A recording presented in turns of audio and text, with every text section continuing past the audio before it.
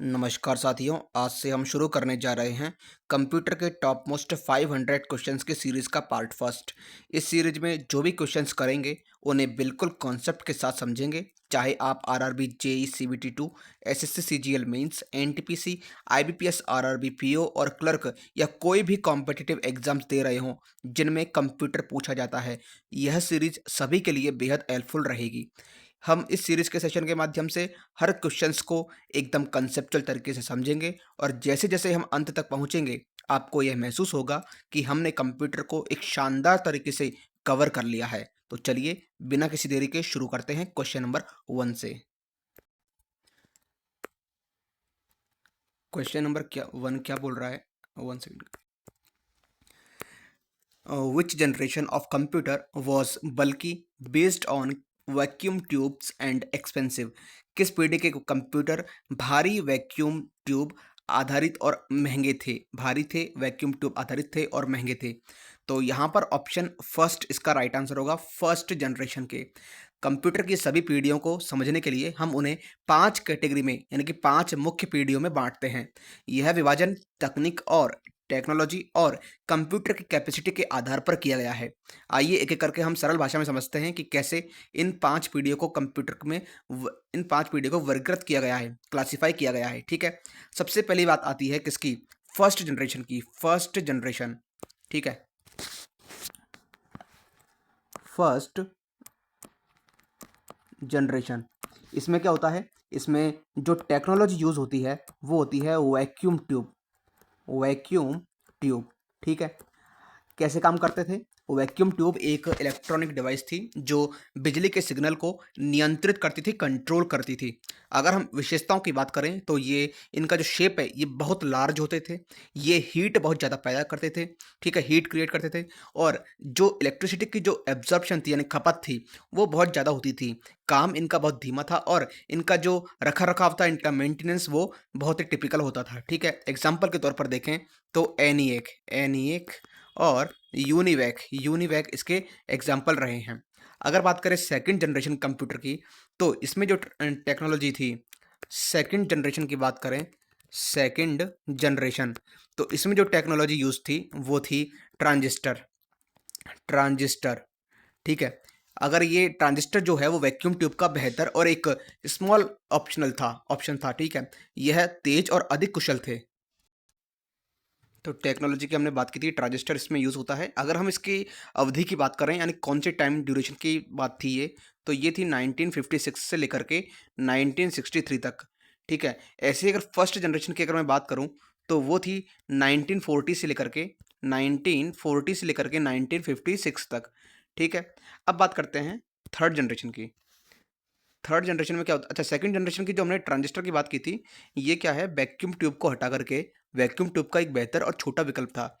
यह तेज़ और अधिक कुशल थे यानी एफिशिएंसी इनकी काफ़ी अच्छी थी, ठीक है? और आकार में छोटे थे, स्मॉल थे और तेज़ एक तरीके से स्पीड भी इनकी फ़ास्ट थी और इलेक्ट्रिसिटी की जो खपत थी, कंज़म्पशन था, वो बहुत ही कम होता था और ये रिलायबल थे और कॉस्टली भी इनकी ज़्यादा नहीं थी, बजाय फर्स्ट जनरेशन के जिसमें वैक्यूम ट्यूब यूज़ होते थे, ठीक है?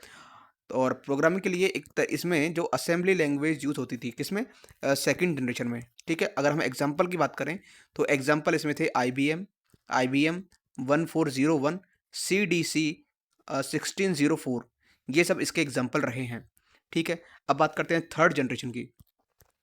थर्ड जनरेशन में क्या होता था, जो टेक्नोलॉजी यूज़ होती थी वो थी आईसी यानी कि इंटीग्रेटेड चिप, ठीक है? ये आईसी में कई ट्रांजिस्टर होते थे, छोटे-छोटे ये जो आईसी है इसमें छोटे-छोटे कई ट्रांजिस्टर होते थे, ठीक है? तो कई ट्रांजिस्टर पर एक छोटे चिप पर लगाए जाते थे। कौन-सी? आईसी। आईसी जो है कई ट्रांजिस्टर पर एक छोटे चिप पर लगाई जाती थी, ठीक है? अब बात करें इनकी विशेषताओं की, तो ये आकार यानी कि जो इनका शेप है और इलेक्ट्रिसिटी की खपत दोनों में इनकी कमी थी, ऑपरेटिंग स्पीड इनकी तेज़ होती थी और इसमें हाई लेवल लैंग्वेज का यूज़ होता था। कौन-सा? हाई लेवल लैंग्वेज का यूज़ होता था, जैसे कि कोबोल। क्या? कोबोल। कोबोल एक हाई लेवल लैंग्वेज है। कोबोल है, फोर्ट्रान फोर्ट्रान, ठीक है? और मल्टी प्रोग्रामिंग और मल्टीटास्किंग इसमें संभव हुआ, ठीक है? और अगर हम एग्ज़ाम्पल की बात करें तो पीडीपी पीडीपी 8 ये इसके एग्ज़ाम्पल रहे हैं। बात करते हैं फोर्थ जनरेशन की। थर्ड जनरेशन का जो टाइम पीरियड था वो था 1964 से लेकर के 71 तक। किस कब 1964 से लेकर के 71 तक। आप चाहें तो नोट्स बना सकते हैं ताकि आपको इफेक्ट याद रहे। ठीक है, बात करते हैं फोर्थ जनरेशन की। फोर्थ जनरेशन में हम्म फोर्थ जनरेशन की बात करें तो इसमें जो टेक्नोलॉजी यूज़ हुई थी वो हुई थी माइक्रो प्रोसेसर की। माइक्रो प्रोसेसर, ठीक है, माइक्रो प्रोसेसर।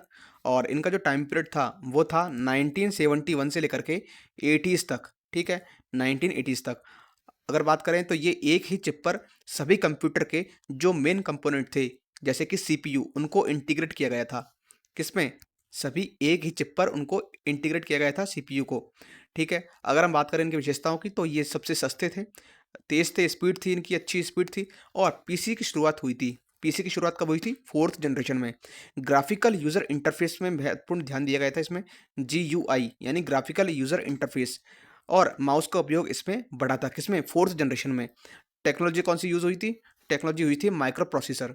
ठीक है, और एग्जाम्पल की बात करें तो इंटेल, इंटेल 4004 ये इसके एग्जाम्पल रहे हैं। ठीक है, फिफ्थ जनरेशन की अगर मैं बात करूं, फिफ्थ जनरेशन की, तो इसका जो टाइम पीरियड था वो था 1980 से लेकर के और प्रेजेंट तक, यानी कि वर्तमान तक ये चलते आ रहे हैं। और इनकी जो टेक्नोलॉजी थी, टेक्नोलॉजी वो है आर्टिफिशियल इंटेलिजेंस।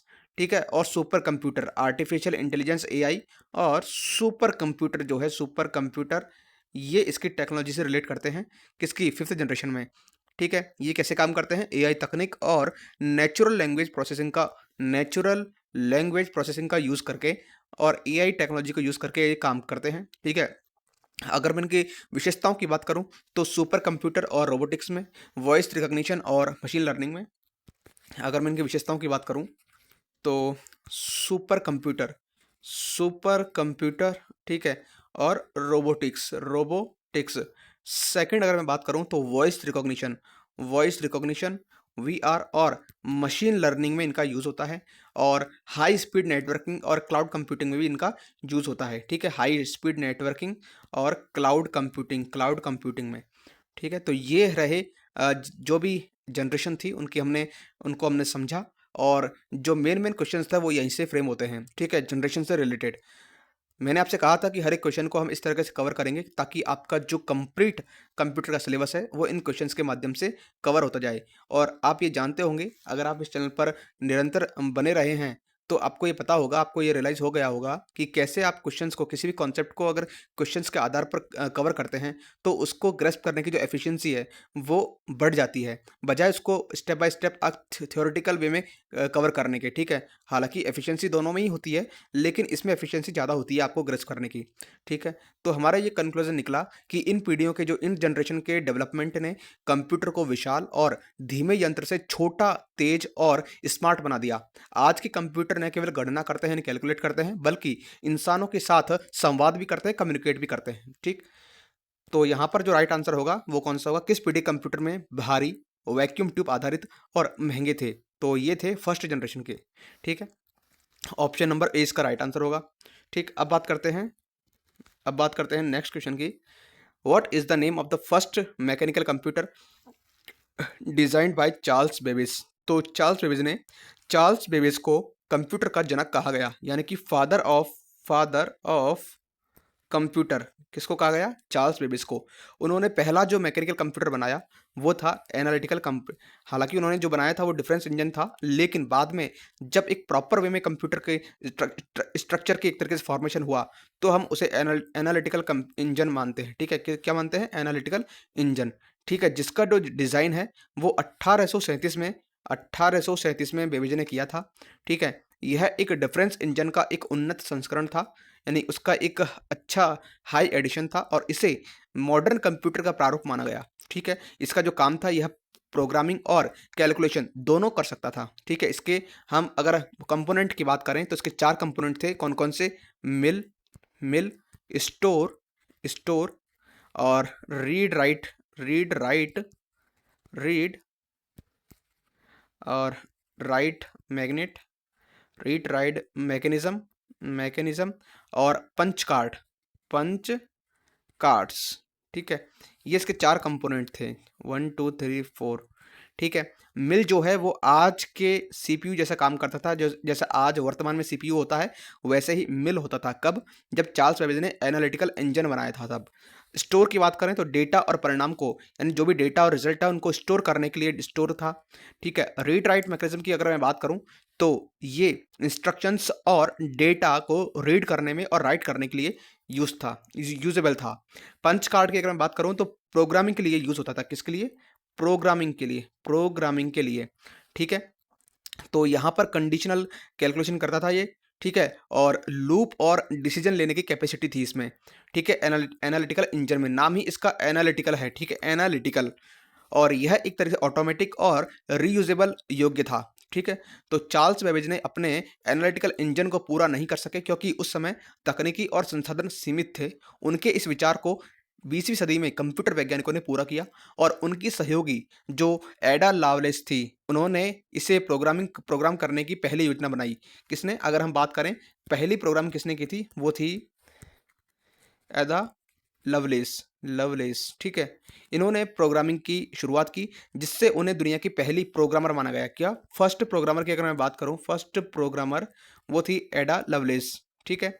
और अगर हम बात करें पूरे कंक्लूजन की कि हमने अब तक क्या देखा, तो चार्ल्स बेबेज का डिफरेंस इंजन और एनालिटिकल इंजन कंप्यूटर साइंस के शुरुआती चरणों के महत्वपूर्ण मील के पत्थर साबित हुए।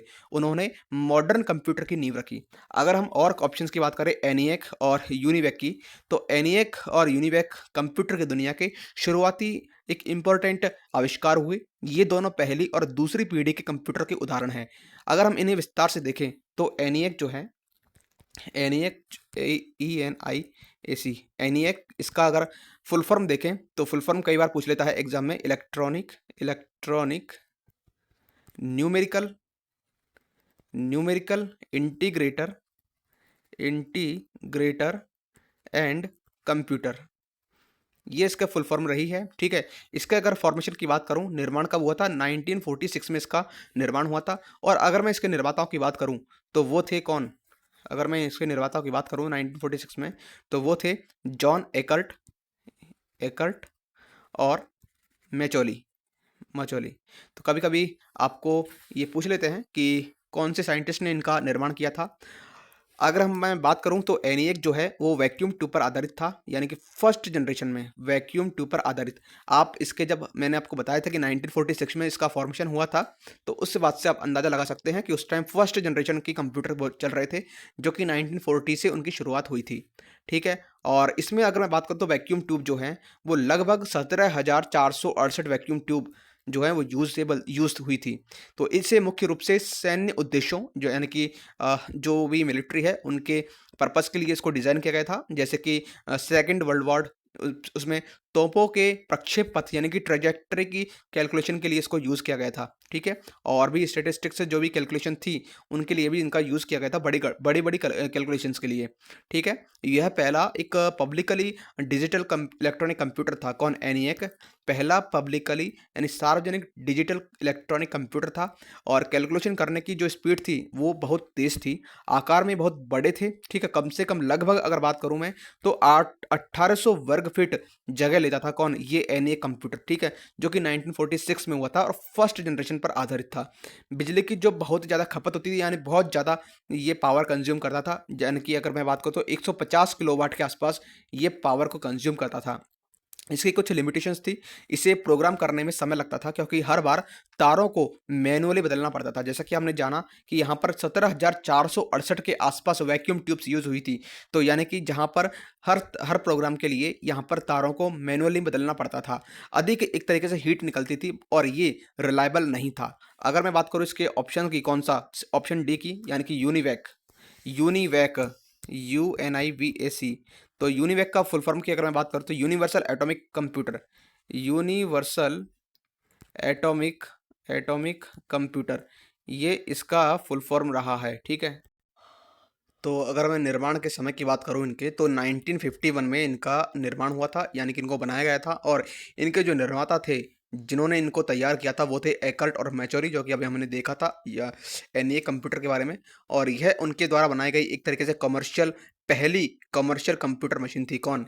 ये थी पहली commercial computer machine, commercial computer machine थी यूनिवैक, ठीक है। इसका जो पूरा फुल फॉर्म है वो मैंने आपको बताया, यूनिवर्सल ऑटोमेटिक कंप्यूटर, ठीक है। अगर मैं बात करूं इसमें टेक्नोलॉजी की, तो वो थी यह ट्रांजिस्टर के बजाय अभी भी वैक्यूम ट्यूब का उपयोग करता था, क्योंकि आपको पता है कि 1951 में एक तरीके से सेकंड जनरेशन की शुरुआत हो चुकी थी, लेकिन फिर भी यह अभी भी एक तरीके से वैक्यूम ट्यूब का ही इस्तेमाल करता था।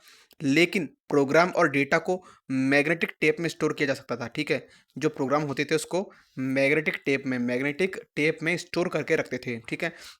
इसका जो मेन काम था वो इसे मुख्य रूप से जो कमर्शियल डेटा प्रोसेसिंग जैसे पेरोल और इन्वेंटरी मैनेजमेंट के लिए डिज़ाइन किया गया था। किसको? यूनिवैक को, ठीक है। 1951 के जो अमेरिकी राष्ट्रपति चुनाव में इसने भविष्यवाणी की, जिससे कि यह प्रसिद्ध हुआ, ठीक है। विशेषताओं की अगर मैं बात करूं तो यह एक तरीके से पहला कमर्शियल कंप्यूटर था, कमर्शियल डिजिटल कंप्यूटर, यह इसकी सबसे मेन विशेषता रही। आकार में छोटा था और उपयोग में बहुत ईजी था, ठीक है, इजी टू यूज़ था, और डेटा स्टोरेज के लिए टेप का यूज़ करते थे, ठीक है।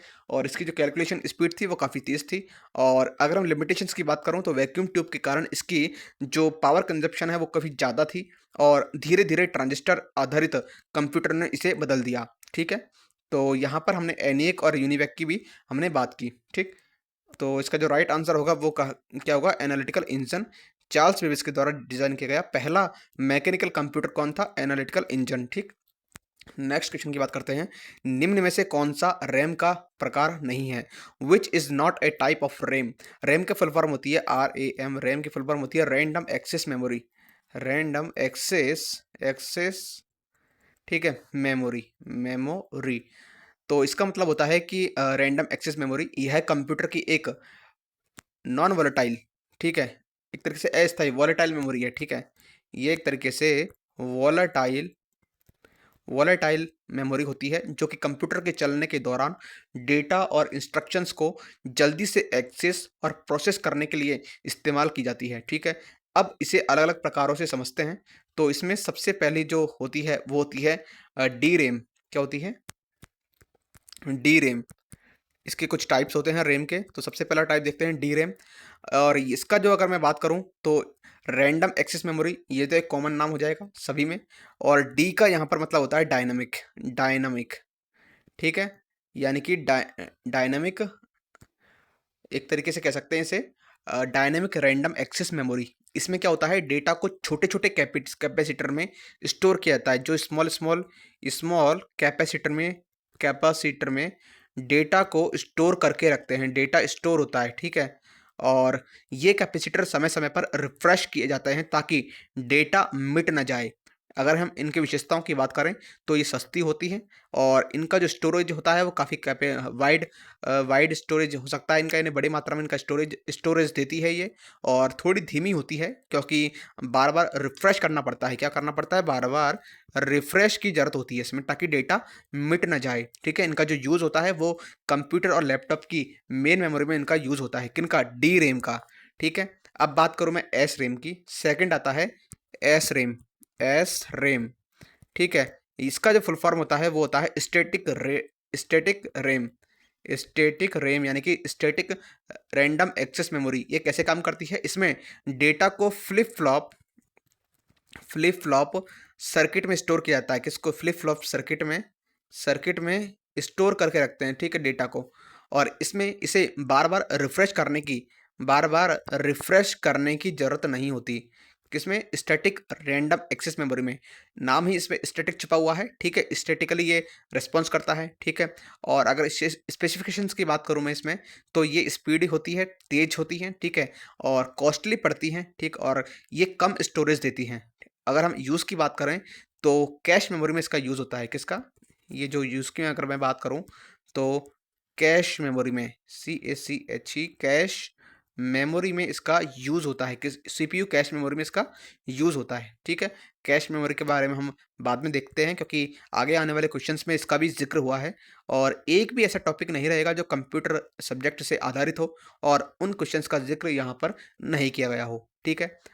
बात करते हैं जो थर्ड टाइप है वो है एस डी रैम, ठीक है।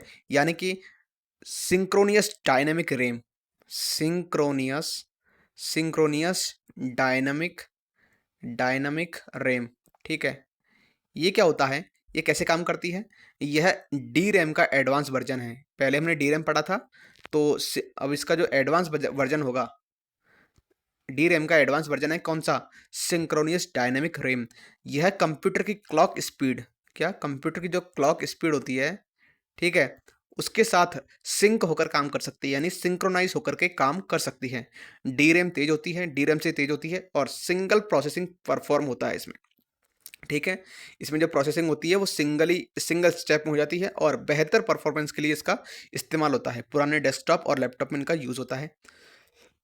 बात करें ऑप्शन डी की, तो ईपी रैम नाम का कोई ऐसा मेमोरी नहीं होती है, बल्कि ईपी रोम होती है। ईपी रोम होती है, वो ईपी रोम होती है, जो कि रीड ओनली मेमोरी होती है, ठीक है। यह रैम नहीं होती, ये रीड ओनली मेमोरी होती है। और इसका जो फुल फॉर्म की अगर मैं बात करूं, तो electrically programmable read only memory, ठीक है। ये रैम नहीं बल्कि एक प्रकार का रोम है, यानी रीड ओनली मेमोरी है। इसमें डेटा को इलेक्ट्रिक सिग्नल के माध्यम से प्रोग्राम किया जाता है। अगर मैं बात करूं इसकी विशेषताओं की, तो डेटा इसमें स्टेबल होता है। डेटा जो है वो स्टेबल होता है, स्थायी होता है, और पावर जाने पर ये मिटता भी नहीं है, ठीक है। यानी कि नॉन वोलेटाइल होता है, और जो यूज़र द्वारा इनका डेटा को मिटाया जाता है और दोबारा लिखा जा सकता है। अगर हम डेटा को मिटाने की कोशिश करेंगे तो बिल्कुल मिट जाएगा, लेकिन कंप्यूटर से होता है डेटा को नहीं मिटाता है। और रैम में क्या होता है, जैसे हमने पावर ऑफ की या कंप्यूटर को शट डाउन किया, तो डेटा जो है वो वहाँ से चला जाएगा, ठीक है। और आगे जब हम दोबारा शुरू करेंगे उसको, तो वो रिफ्रेश यानी कि एक नए तरीके से स्टार्ट होगा जो रैम है, ठीक है। तो उसे रैम और रोम में आपने यहाँ अंतर समझा। और अगर हम इसके यूज़ की बात करें, तो माइक्रो कंट्रोलर्स और फर्मवेयर स्टोरेज में इसका यूज़ होता है, ठीक है। तो हमने देखा कि डी रैम जो है वो सस्ती लेकिन बार बार रिफ्रेश करने की ज़रूरत होती है। एस रैम यानी स्टैटिक रैंडम एक्सेस मेमोरी, ये तेज़ और महंगी होती है, स्पीड होती है, और ये कॉस्टली पड़ती है, और रिफ्रेश की ज़रूरत इसमें नहीं होती। और एस डी रैम की अगर मैं बात करूँ, तो ये डी रैम से तेज़ होती है और सिंक्रोनाइज्ड होती है, ठीक है। और ई पी रोम की अगर मैं बात करूँ, तो ये एक प्रकार का ये रोम है, यानी कि रीड ओनली मेमोरी, ना कि रैम। यानी कि ये एक स्थायी स्टोरेज होता है, और यह रैम नहीं है। तो यहाँ पर रैम का प्रकार कौन सा नहीं है? ईपी रैम, ठीक। Option D is the right answer for this question, ठीक है। नेक्स्ट क्वेश्चन की बात करते हैं। रैम हमेशा मदरबोर्ड पर स्थित होती है। यदि आप रैम को मैनुअल रूप से इंस्टॉल करना चाहते हैं, तो पहला कदम क्या होगा? RAM is always located on the motherboard. If you want to install RAM manually, what is the first step? तो इसमें जो पहला स्टेप होगा वो आपको ये करना पड़ेगा, या तो आप इसे एक तरीके से अनप्लग कर दीजिए केबल से, और या फिर इसे शट डाउन द कंप्यूटर, यानी कंप्यूटर को बंद करके कर दीजिए, ठीक है। पावर ऑफ करने पर कंप्यूटर पूरी तरीके से बंद हो जाएगा। और अगर ये लैपटॉप है, तो बैटरी को भी यहाँ से हटा सकते हैं, बैटरी रिमूवल, जिसे बैटरी रिमूवेबल कहते हैं, ठीक है। और पावर केबल को हटाएं, और जो भी स्टैटिक इलेक्ट्रिसिटी है उसको हटा दें, ताकि कंप्यूटर के जो सर्किट को सुरक्षित रखने में मदद मिल सके। इसके बाद आप मदरबोर्ड पर रैम स्लॉट को इंस्टॉल कर सकते हैं, सेलेक्ट, ठीक है। और वहाँ पर रैम स्लॉट का जो पता लगा करके अगली प्रक्रिया शुरू कर सकते हैं, ठीक है। और अगर हम इसके विस्तार की प्रक्रिया देखें, तो ये एक तरीके से जो भी मैकेनिक्स होते हैं उनके लिए यूजेबल होती है। आपको सिर्फ ये देखना है कि अनप्लग कीजिए और शट डाउन कर दीजिए, दोनों में से कोई सा भी आप कर सकते हैं, ठीक है। तो ऑप्शन डी इसका राइट आंसर हो जाएगा, both option B and C, ठीक। नेक्स्ट बात करते हैं। When you charge the colour and background of the when you change the colour और and background of a chat in spreadsheet, what are you doing? यानी कि जब आप spreadsheet में चार्ज के रंग और पृष्ठभूमि को बदलते हैं, तो आप क्या कर रहे होते हैं? तो स्प्रेडशीट की यहाँ पर बात कर रहे हैं हम, ठीक है। तो यहाँ पर हम करेंगे फॉर्मेटिंग, यानी ऑप्शन ए। फॉर्मेटिंग क्या होती है? यह जो सेल होता है, हमारा जो सेल होता है, ठीक है, स्प्रेडशीट में, तो सेल के टेक्स्ट या डेटा को सुंदर और स्पष्ट बनाने का एक तरीका होता है। उपयोग की अगर मैं बात करूँ इसके यूज़ की, तो टेक्स्ट का कलर बदलना, फॉन्ट का आकार बदलना, टेक्स्ट कलर ये क्या है? ये एक तरीके से सेल है, इसे हम क्या बोलते हैं? सेल बोलते हैं, ठीक है। टेक्स्ट का कलर बदलना, फॉन्ट का आकार बदलना, यानी कि फॉन्ट फॉन्ट शेप, और नंबर स्टाइल चेंज करना, ये सब इनके द्वारा होता है। यानी ये सब क्या आता है? फॉर्मेटिंग में कंसिडर होता है। अगर मैं बात करूं जैसे कि मेन वर्क की, तो बोल्ड, इटैलिक, ठीक है? एक होता है बोल्ड, एक होता है इटैलिक और एक होता है अंडरलाइन, ठीक है? ये फॉर्मेटिंग में आते हैं। यानी टेक्स्ट को हाइलाइट करने के लिए एग्ज़ाम्पल के तौर पर देखें तो किसी हेडिंग को बोल्ड कर सकते हैं, इटैलिक कर सकते हैं, अंडरलाइन कर सकते हैं। फ़ॉन्ट बदलने की अगर मैं बात करूँ तो यहाँ पर एक बॉक्स आता है, वहाँ पर हम फ़ॉन्ट यानी टेक्स्ट का आकार या स्टाइल बदल सकते हैं, ठीक है? एक बॉक्स यहाँ पर बना हुआ होता है, वहाँ से हम इसके जो भी टाइम्स न्यू रोमन है, कैलिबरी है, एरियल है, ऐसे इनको चेंज कर सकते हैं, फ़ॉन्ट को बदल सकते हैं। अगर मैं बात करूँ बैकग्राउंड कलर की, तो बैकग्राउंड कलर जो है, वो किसी सेल का बैकग्राउंड कलर बदल सकते हैं। एग्ज़ाम्पल के तौर पर किसी महत्वपूर्ण डेटा को हम येलो कलर में हाइलाइट कर सकते हैं, ठीक है? तो यहाँ पर हमने देखा फॉर्मेटिंग में ये सब चीज़ें होती है और इसी के साथ अलाइनमेंट भी होता है। टेक्स्ट को आप जैसे कि लेफ्ट सेंटर करना चाहते हैं, लेफ्ट करना चाहते हैं, सेंटर में रखना चाहते हैं या फिर राइट में सेट करना चाहते हैं। अगर आप कंप्यूटर में देखेंगे तो आपको वहाँ पर फॉर्मेटिंग के जितने भी ऑप्शंस हैं वो यहाँ दिख जाएँगे और उनको मैंने यहाँ पर ब्रीफली आपको यहाँ तक समझाया है, ठीक है? कौन-कौन से अलाइनमेंट, बैकग्राउंड कलर, फ़ॉन्ट बदलना, है ना? Font change, bold, italic, underline ये सब क्या है फॉर्मेटिंग का ही पार्ट होते हैं, ठीक है? अगर मैं बात करूँ ऑप्शन बी की तो यहाँ पर ऑप्शन ए जो है इसका राइट आंसर होगा। ऑप्शन बी की मैं बात करूँ तो मर्जिंग ये कई सेल्स का ये एक तरीके से जो मर्जिंग है यानी कि अगर ऑप्शन बी की मैं बात करूँ मर्जिंग की, ठीक है? तो ये कई सेल जो होते हैं उनको एक जोड़ने में मदद करती है, ठीक है? इनको एक जोड़ने में मदद करने का एक तरीका होता है। अगर मैं इसके यूज़ की बात करूँ तो हेडिंग को सेंटर में दिखाने या बड़े टेक्स्ट को व्यवस्थित करने के लिए ये मल्टीपल शेल्स होती हैं। अगर मैं कोई हेडिंग को मल्टीपल शेल में दिखाना चाहता हूँ, तो वो एक तरीके से मर्जिंग का वहाँ पर हम कॉन्सेप्ट यूज़ करेंगे, ठीक है? तो सेल्स को सेलेक्ट करें, कैसे करते हैं इनको? तो पहले आपको सेल्स को सेलेक्ट करनी है, यानी कि उन सेल्स को चुनें जिन्हें मर्ज करना है। मर्ज ऑप्शन पर क्लिक करें और टूल बार में मर्ज एंड सेंटर पर क्लिक कर सकते हैं आप, जहाँ पर टूल बार में जो है एक मर्ज एंड सेंटर एक ऑप्शन होता है, वहाँ क्लिक करके आप देख सकते हैं, ठीक है? तो इस तरह से हमने मर्जिंग को समझा स्प्रेडशीट में।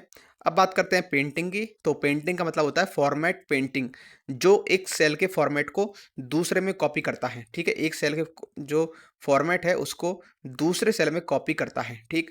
अगर हम बात करें इसके यूज़ की, तो यदि एक सेल का कलर, फ़ॉन्ट स्टाइल, बॉर्डर आदि अगर किसी दूसरे सेल पर लगाना हो तो वहाँ पर हम पेंटिंग का यूज़ करेंगे, ठीक है? पेंटिंग का इसका यूज़ करते हैं और ये कैसे करते हैं? किसी भी सेल को चुनें, मान लीजिए आप इस सेल को चुन सकते हैं, इस सेल को चुन लीजिए और सेलेक्ट कर लीजिए, तो जिस सेल का फॉर्मेट कॉपी करना है, अब फॉर्मेट पेंटर पर क्लिक करें, किस पे? इसको मैं रब कर देता हूँ एक बार, तो फॉर्मेट पेंटर पर क्लिक करें, हम ऑप्शन सी की बात कर रहे हैं ना, तो फॉर्मेट पेंटर पर आप क्लिक करेंगे, तो यानी कि टूल बार में ये कहाँ होता है? ये होता है टूल बार में ब्रश जैसा आइकन होता है, एक ब्रश जैसा आइकन होता है टूल बार में, कहाँ पर? टूल बार में, ठीक है? तो उस आइकन पर क्लिक करके आप दूसरे सेल पर क्लिक करें फिर तो यानी कॉपी किया गया जो फॉर्मेट है वो उस सेल पर लागू हो जाएगा, ठीक है? तो यहाँ पर हमने देखा। बात करते हैं नेक्स्ट कैलकुलेटिंग की, यानी कि यह स्प्रेडशीट का सबसे बेहद यूजेबल पार्ट है जिससे कि आप कैलकुलेशन कर सकते हैं, जैसे कि जोड़, बाकी, गुणा, भाग जो भी है, यानी कि मल्टीप्लाई एडिशन और डिवीजन ये जैसे जो भी कार्य होते हैं वो आप इनके माध्यम से कर सकते हैं। एग्जाम्पल की बात करें जैसे कुल बिक्री का हिसाब लगाना हो तो ये सब स्प्रेडशीट के माध्यम से आप कर सकते हैं। अगर मैं अब बात करूँ कैसे लिखना है तो सबसे पहले फॉर्मूला में क्या लिखेंगे आप? जो फॉर्मूला होगा कैलकुलेशन की, अगर मैं बात कर रहा हूँ यहाँ पर ऑप्शन डी की, वो क्या है? कैलकुलेशन किसमें? स्प्रेडशीट में। तो ये सबसे पहले फॉर्मूला में क्या होता है? फॉर्मूला लिखने से पहले सबसे पहले आपको इक्वल टू लगाना पड़ता है, इक्वल टू से शुरू कीजिए, ठीक है? एग्जाम्पल के तौर पर अगर आपको मान लीजिए एडिशन करना है, ठीक है? तो सबसे पहले क्या करेंगे आप? Equal to A1 plus A2, ठीक है? घटाने के लिए equal to A1 minus A2 और औसत करने के लिए क्या करेंगे आप? इक्वल टू और एवरेज पूरा लिखिए, AVERAGE, एवरेज A1 से लेकर के मान लीजिए आपको 10 तक ही देखना है, यानी कि 10वीं जो सेल है वहाँ तक आपको जाना है, ठीक है? तो उसका जो फॉर्मूला होता है वो होता है equal to average A1 colon A10।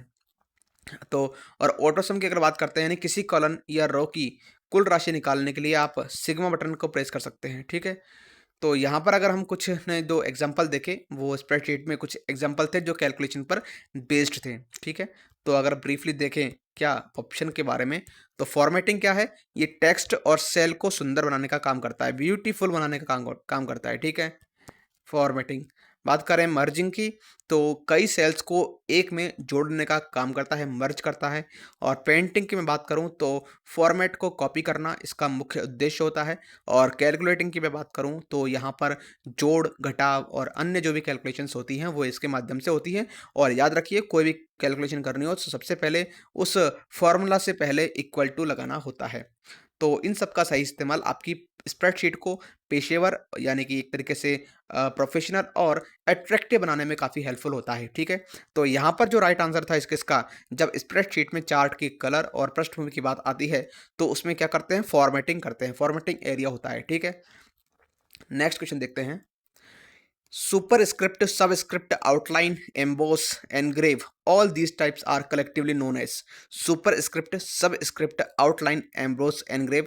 इन सभी को सामूहिक रूप से क्या कहा जाता है, क्या कहते हैं इनको सामूहिक रूप से? इनको कहते हैं फॉन्ट इफेक्ट, क्योंकि ये इफेक्ट डाल रहे हैं। क्या डाल रहे हैं? इफेक्ट। बात करें इनको सुपरस्क्रिप्ट की सबसे पहले, तो सुपरस्क्रिप्ट क्या होता है, जैसे कि स्क्वायर, तो यहाँ पर आप 2 देख रहे होंगे, ये एक तरीके से एक्स के ऊपर लिखा हुआ 2 जो है वो सुपरस्क्रिप्ट की वजह से आता है, ठीक है। सब स्क्रिप्ट की मैं बात करूं तो जैसे कि H2O, तो यहाँ पर जो H के नीचे 2 लिखा हुआ है इसे हम बोलते हैं सब स्क्रिप्ट। आउटलाइन की अगर मैं बात करूं यानी कि सुपर स्क्रिप्ट हो गया, सब स्क्रिप्ट देख लिया आपने। आउटलाइन की अगर बात करते हैं तो टेक्स्ट का केवल बाहरी किनारा दिखाना, टेक्स्ट का जो केवल बाहरी किनारा है उसको आप दिखाने के लिए एक आउटलाइन का यूज करते हैं, ठीक है। एम्बोस क्या होता है, टेक्स्ट का उभरा हुआ भाग यानी कि रेज्ड पार्ट जो होता है, टेक्स्ट का रेज्ड पार्ट यानी कि उभरा हुआ भाग दिखाना। एनग्रेव की अगर मैं बात करूं तो एक टेक्स्ट का एनग्रेव्ड भाग यानी कि दबा हुआ भाग जो है, एनग्रेव का मतलब है टेक्स्ट का दबा हुआ भाग। तो ये सभी टेक्स्ट के लिए खास इफेक्ट्स होते हैं, इसलिए इन्हें फॉन्ट इफेक्ट के रूप में जाना जाता है, कहा गया है, ठीक है। तो अगर मैं बात करूं अन्य विकल्पों की, तो फॉन्ट स्टाइल क्या है, ये केवल फॉन्ट का आकार या डिजाइन करने में यूज होते हैं। वर्ड आर्ट की बात करते हैं तो वर्ड आर्ट टेक्स्ट को डिजाइनर और स्टाइलिश बनाने का एक तरीका होता है।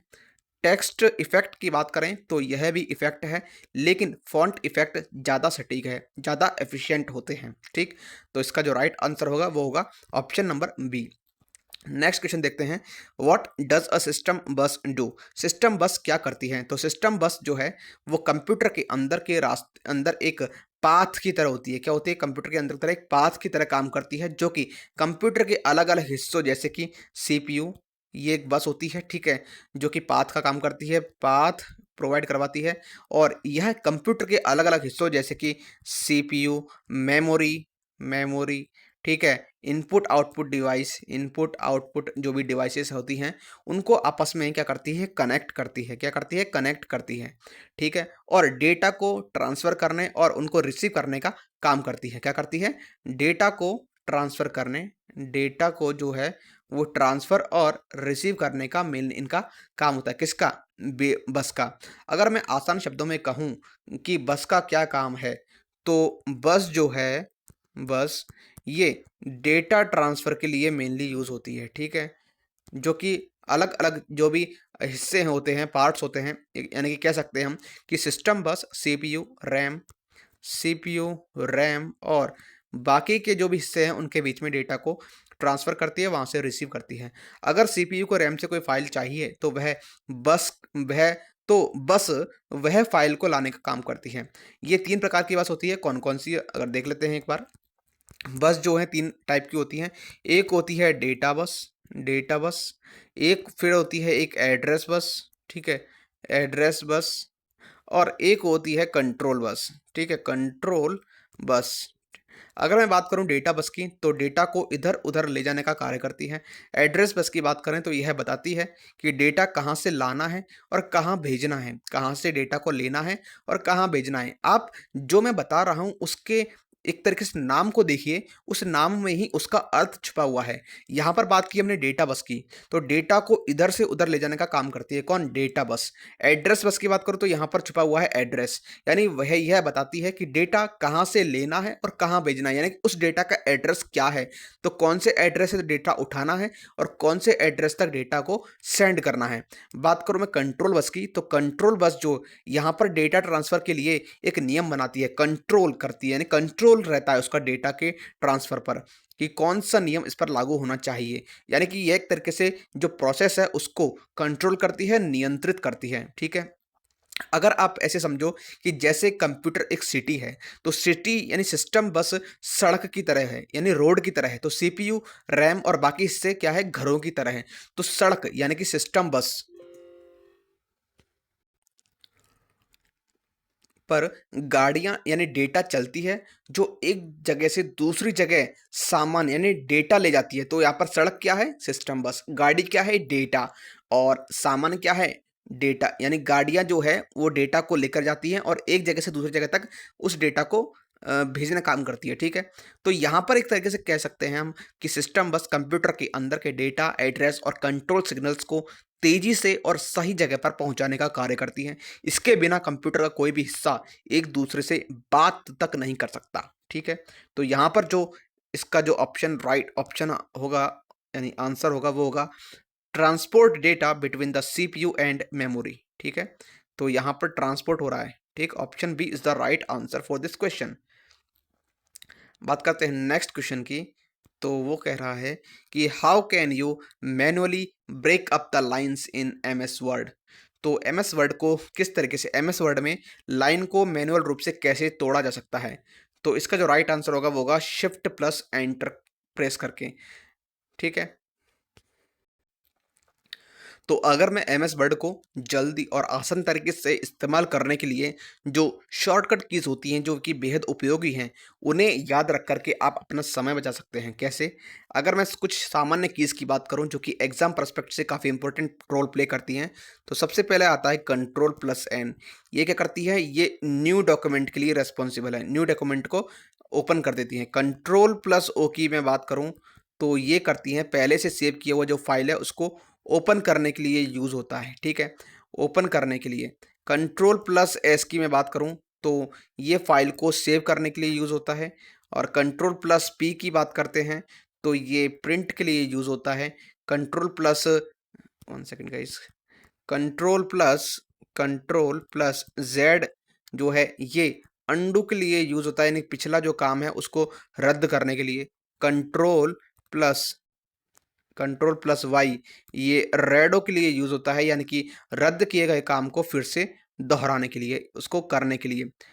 बात करें अगर, तो ये रहा कंट्रोल के बारे में, क्या जो भी कुछ शॉर्टकट कीज़ थी। अगर टेक्स्ट को फॉर्मेट कर लिए, अगर हम शॉर्टकट कीज़ देखें, अगर हम दूसरे इसके पार्ट की बात करें, दूसरे पार्टीशन की, तो वो होता है टेक्स्ट को फॉर्मेट करने के लिए, टेक्स्ट को फॉर्मेटिंग करने के लिए, ठीक है। तो अगर मैं कंट्रोल प्लस बी करता हूँ तो ये बोल्ड कर देता है टेक्स्ट को। कंट्रोल कंट्रोल प्लस आई कर देता हूँ, ठीक है, तो टेक्स्ट को तिरछा कर देता है, यानी कि इटैलिक बना देता है, इटैलिक टेक्स्ट। कंट्रोल प्लस मैं यू कर देता हूँ तो यह अंडरलाइन डाल देता है, क्या क्या है, अंडरलाइन कर देता है टेक्स्ट को। कंट्रोल प्लस शिफ्ट कर देता हूँ, इनको आप लिख सकते हैं या इनको बार-बार वीडियो देख करके मेमोराइज़ कर सकते हैं, ठीक है। Control plus shift shift plus plus अगर मैं ग्रेटर देन साइन करूँ, तो ये टेक्स्ट के साइज़ को बढ़ा देता है, टेक्स्ट का जो साइज़ है उसको एनहांस कर देगा।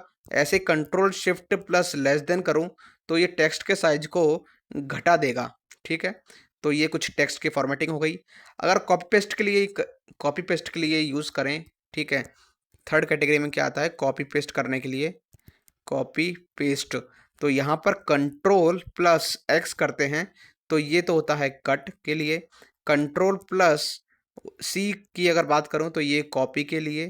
कंट्रोल प्लस वी की अगर बात करें तो ये पेस्ट के लिए, ठीक है।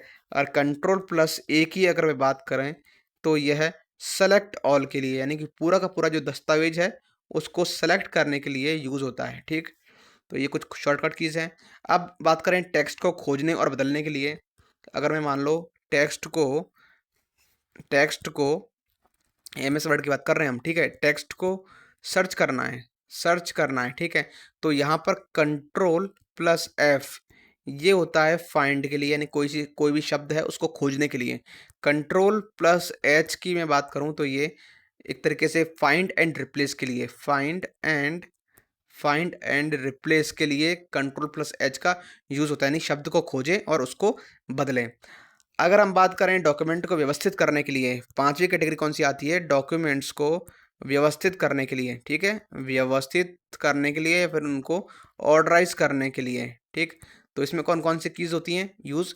कंट्रोल प्लस ई की, कंट्रोल प्लस ई, ये क्या है? सेंटर में, सेंटर अलाइन के लिए, सेंटर अलाइन के लिए, ठीक है, यानी बीच में आ जाएगा। कोई भी आपका सेंटेंस है उसको बिल्कुल अलाइनमेंट में लाने के लिए, उसको सेंटर में लाने के लिए। कंट्रोल प्लस एल की अगर बात करें तो ये लेफ्ट अलाइन के लिए यूज होता है, लेफ्ट अलाइन के लिए। कंट्रोल प्लस आर की बात करें तो ये राइट अलाइन के लिए यूज होता है।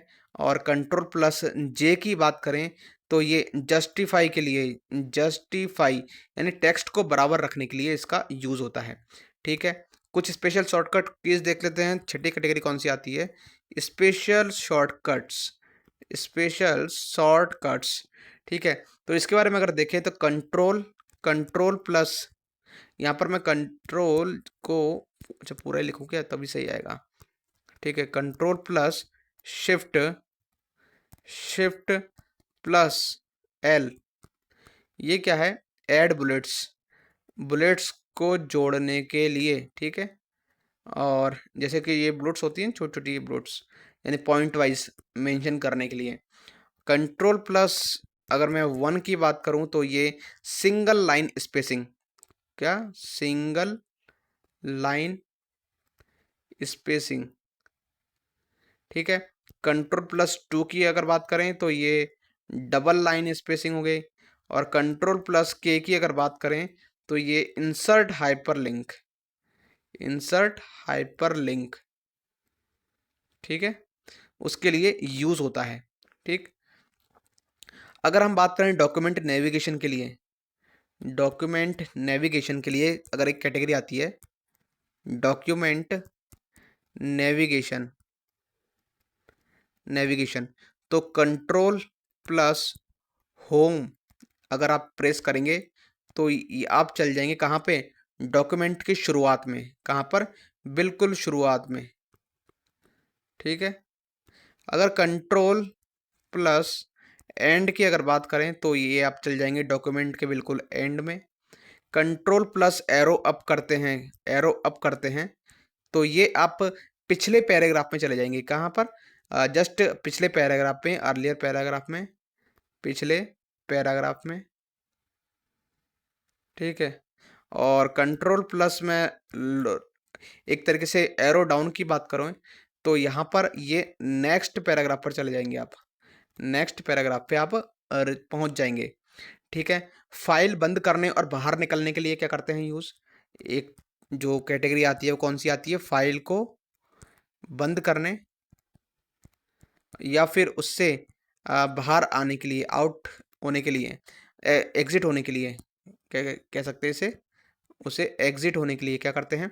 Control plus W, control plus W, ये क्या करता है? क्लोज को, फाइल को क्लोज कर देते हैं, क्लोज द फाइल। और एक होता है Alt plus, Alt plus F4, ये क्या करता है? ये MS वर्ड को ही बंद कर देता है, ये MS वर्ड को ही, MS वर्ड को ही क्लोज कर देता है, ठीक है, क्लोज एप्लीकेशन, ठीक। तो ये कुछ इसके शॉर्टकट कीज थे जो कि आपके काम को तेज और आसान बना सकते हैं, ठीक है। अगर हम इन्हें नियमित रूप से इस्तेमाल करें तो ये जो शॉर्टकट कीज हैं वो एक तरीके से हमारे माइंड में बैठ जाती हैं, ठीक। तो अब अगर ऑप्शन में जो देखें तो यहाँ पर स्पेस प्लस एंटर की बात हुई है। तो जब आप स्पेस और एंटर को एक साथ दबाते हैं तो यह किसी विशेष कार्य के लिए प्रयोग में नहीं आता है। सामान्यतः स्पेस का उपयोग क्या है? शब्दों को अलग करने के लिए यूज करते हैं। और एंटर का जो यूज है वो एक तरीके से लाइन को ब्रेक करने के लिए यूज किया जाता है। लेकिन दोनों का एक साथ दबाना कोई ऐसा कार्य नहीं करता है। कंट्रोल प्लस एंटर की बात करें तो यह जो कॉम्बिनेशन है यह सॉफ्टवेयर और एप्लीकेशंस में अलग अलग कार्य करता है। एग्जाम्पल के तौर पर माइक्रोसॉफ्ट वर्ड में इसे दबाने से एक नया पेज शुरू होता है और वेब ब्राउजर में यह एक नई लाइन पर ब्राउजिंग शुरू करता है, ठीक है। तो कंट्रोल का जो उपयोग है किसी कार्य को त्वरित करने के लिए इसका यूज़ होता है। ठीक, तो अगर हम बात करें इसके जो ऑप्शन की, इस क्वेश्चन के आंसर की, तो वो होगा shift plus enter. Shift plus enter को प्रेस करने से क्या होगा कि लाइन को मैन्युअली रूप से तोड़ा जा सकता है। ठीक है? यानी कि जैसे कि जब आप शिफ्ट एंटर को दबाते हैं तो यह एक नई लाइन बनाता है। अगर ये जो लाइन में कार्य कर रहे हैं तो ये एक तरह से नई लाइन जो है वो क्रिएट कर देगा, और यानी लाइन को ब्रेक कर देगा। लेकिन यह पेज के नीचे की ओर नहीं जाता है, यानी कि जो सामान्य एंटर करता है ये ऐसा काम नहीं करता है। ठीक है? ये लाइन को ब्रेक करता है, नई लाइन बना देता है। और यह विशेष रूप से चैट या किसी फॉर्म भरते समय उपयोगी होता है, जहां आप को अगर लाइन बदलनी है, यानी पंक्ति को बदलने के लिए बिना एक नया पैराग्राफ बनाए सीधे एक नई लाइन पर जाना चाहते हैं तो ये यूज होता है। ठीक है? नेक्स्ट क्वेश्चन देखते हैं। एमएस वर्ड में किसी टेबल को विभाजित करने के लिए कौन सी शॉर्टकट कुंजी का उपयोग किया जाता है? तो यहाँ पर जो अगर हम बात करें किसकी, ऑप्शन नंबर सी की, तो control plus shift plus enter. तो यह जो कॉम्बिनेशन है ये विशेष कुछ सॉफ्टवेयर और एप्लीकेशंस में काम करता है, जैसे कि माइक्रोसॉफ्ट एक्सेल, वर्ड। तो जहाँ पर क्या है कि संपूर्ण कार्य को जल्दी से, एक तरीके से जल्दी-जल्दी पूरा करने के लिए प्रयोग किया जाता है। ठीक है? और अगर मैं बात करूँ एमएस वर्ड की, तो यह क्या करता है, टेबल को विभाजित करने के लिए, उसको डिवाइड पार्टीशन करने के लिए यूज़ होता है। ठीक है? कौन? Control shift enter, option C इसका राइट आंसर होगा। मैं आपको कंप्यूटर के जितने भी कंप्यूटर जो भी शॉर्टकट कीज़ हैं, यानी कि एमएस वर्ड में, पावर पॉइंट, एमएस एक्सेल या फिर कोई भी एप्लीकेशंस है, तो उनकी शॉर्टकट कीज़ के लिए एक अलग से वीडियो बना दूँगा। ठीक है? क्योंकि यहाँ पर क्या है, काफ़ी सारी शॉर्टकट कीज़ होती हैं, और एग्ज़ाम रिलेवेंट जो भी शॉर्टकट कीज़ है उनका एक अलग से वीडियो यहाँ पर अवेलेबल करवा दिया जाएगा। ठीक है? तो यहाँ पर जो ऑप्शन सी इसका राइट आंसर होगा। ठीक? अब देखते हैं question, next question. MS Word में पोर्ट्रेट और लैंडस्केप को क्या कहा जाता है? What are portrait and landscape called in MS Word? तो एमएस वर्ड में अगर मैं ऑप्शन ए की बात करूं तो पेज साइज क्या होता है, तो पेज साइज का मतलब होता है कि आपके दस्तावेज का आकार कितना है। यह यह एक तरीके से वह मेजरमेंट होता है जिसे आप अपने डॉक्यूमेंट के लिए चुन सकते हैं, जैसे कि ए फोर आपने सुना होगा, ए फोर पेपर होता है, ए4 लेटर, लीगल आदि। ठीक है? लेटर, लीगल, ये सब क्या है, पेज साइज के हिसाब से डिज़ाइन होते हैं। एग्जाम्पल के तौर पर ए4 आकार सबसे सामान्य पेज साइज है, जिसका आकार 21 बाय 29 सेंटीमीटर होता है। 29.7 सेंटीमीटर इसका आकार होता है। और यह सेटिंग आपको डॉक्यूमेंट में पेज की जो विड्थ है और उसकी लेंथ, उसको निर्धारित करने में हेल्पफुल होती है। पेज लेआउट की अगर बात करें तो यह इसका मतलब होता है कि पेज के डिज़ाइन और सेटिंग को सेट करना। इसमें पेज की सीमाएँ, यानी कि उसकी कुछ लिमिटेशंस होती हैं, मार्जिन्स होते हैं, और अन्य जो भी लेआउट होते हैं, वो सेटिंग शामिल होती है किसमें, पेज लेआउट में। ठीक है? और पेपर लेआउट आपको यह सॉरी, पेपर लेआउट की बात कर रहे हैं हम, तो पेपर लेआउट आपको यह तय करने की अनुमति देता है कि पेज पर टेक्स्ट और जो फिगर है उसको कैसे व्यवस्थित करना है, यानी कि पेज पर कंटेंट का स्थान कैसे तय करना है। तो यह आमतौर पर कहाँ होता है, पेज लेआउट टैब के अंतर्गत आता है। पेज ओरिएंटेशन की अगर मैं बात करूं तो पेज ओरिएंटेशन का मतलब होता है कि पेज को किस दिशा में सेट किया गया है, कौन सी डायरेक्शन है पेज को जो इसमें उसको सेट किया गया है। ठीक है? और पेज की दिशा को दो तरीके से सेट किया जा सकता है। एक तो होता है पोर्ट्रेट, वन सेकंड गाइस, हम्म एक तो होता है पोर्ट्रेट। ठीक है? यानी कि लंबवत। तो यह सबसे सामान्य कॉमन दिशा है, कॉमन डायरेक्शन है, जिसमें पेज की लंबाई अधिक होती है और चौड़ाई कम होती है। ये पोर्ट्रेट है। ठीक है? और एक होता है लैंडस्केप। लैंडस्केप, तो लैंडस्केप यानी कि एक तरीके से आड़ा कह सकते हैं इसे, आड़ा। तो इस दिशा में क्या है, पेज की चौड़ाई अधिक होती है और लंबाई जो है वो कम होती है। तो यह विशेष रूप से तब उपयोगी होता है जब आप किसी बड़े चित्र या चार्ट्स डाल रहे होते हैं। ठीक है? तो यहाँ पर जो ऑप्शन सी इसका राइट आंसर होगा, यानी पेज ओरिएंटेशन, यानी एमएस वर्ड में पोर्ट्रेट और लैंडस्केप को क्या कहा जाता है, पेज ओरिएंटेशन कहा जाता है। ठीक? नेक्स्ट क्वेश्चन देखते हैं। शॉर्टकट कुंजी control shift plus sign, plus sign जो है ये निम्नलिखित में से किसके लिए कैरेक्टर फॉर्मेटिंग के लिए उपयोग की जाती है? The shortcut keys control shift plus sign are used for character formatting of the following. तो यहाँ पर जो ऑप्शन होगा मैंने आपको बताया था सुपर स्क्रिप्ट के लिए। किसके लिए? सुपर स्क्रिप्ट के लिए। जैसे कि ये एक्स के ऊपर अगर हमने 2 लगाया है यानी एक्स स्क्वायर लिखा है, तो यहाँ पर ये दो है, क्या है, ये जो 2 है ये एक तरीके से सुपर स्क्रिप्ट कहते हैं इसको, ठीक। अगर मैं बात करूं अन्य विकल्पों की, तो यहाँ पर अंडरलाइन वर्ड नॉट स्पेस, तो इस विकल्प का जो उपयोग तब होता है जब आप किसी शब्द को रेखांकित करना चाहते हैं। कोई भी शब्द है, इसको रेखांकित करना चाहते हैं, लेकिन आप नहीं चाहते कि स्थान स्पेस यानी जो स्पेस है उसको रेखांकित किया जाए, ठीक है। तो यहाँ तब तब यह यूज होता है। जैसे कि अगर आप एग्जाम्पल के लिए देखें, हेलो PYQ, कैसे, हेलो हेलो PYQ, ठीक है। अगर आप इस शब्द को रेखांकित कर रहे हैं तो केवल हेलो और PYQ शब्द रेखांकित होंगे, और बीच में जो स्पेस है वह रेखांकित नहीं होगा।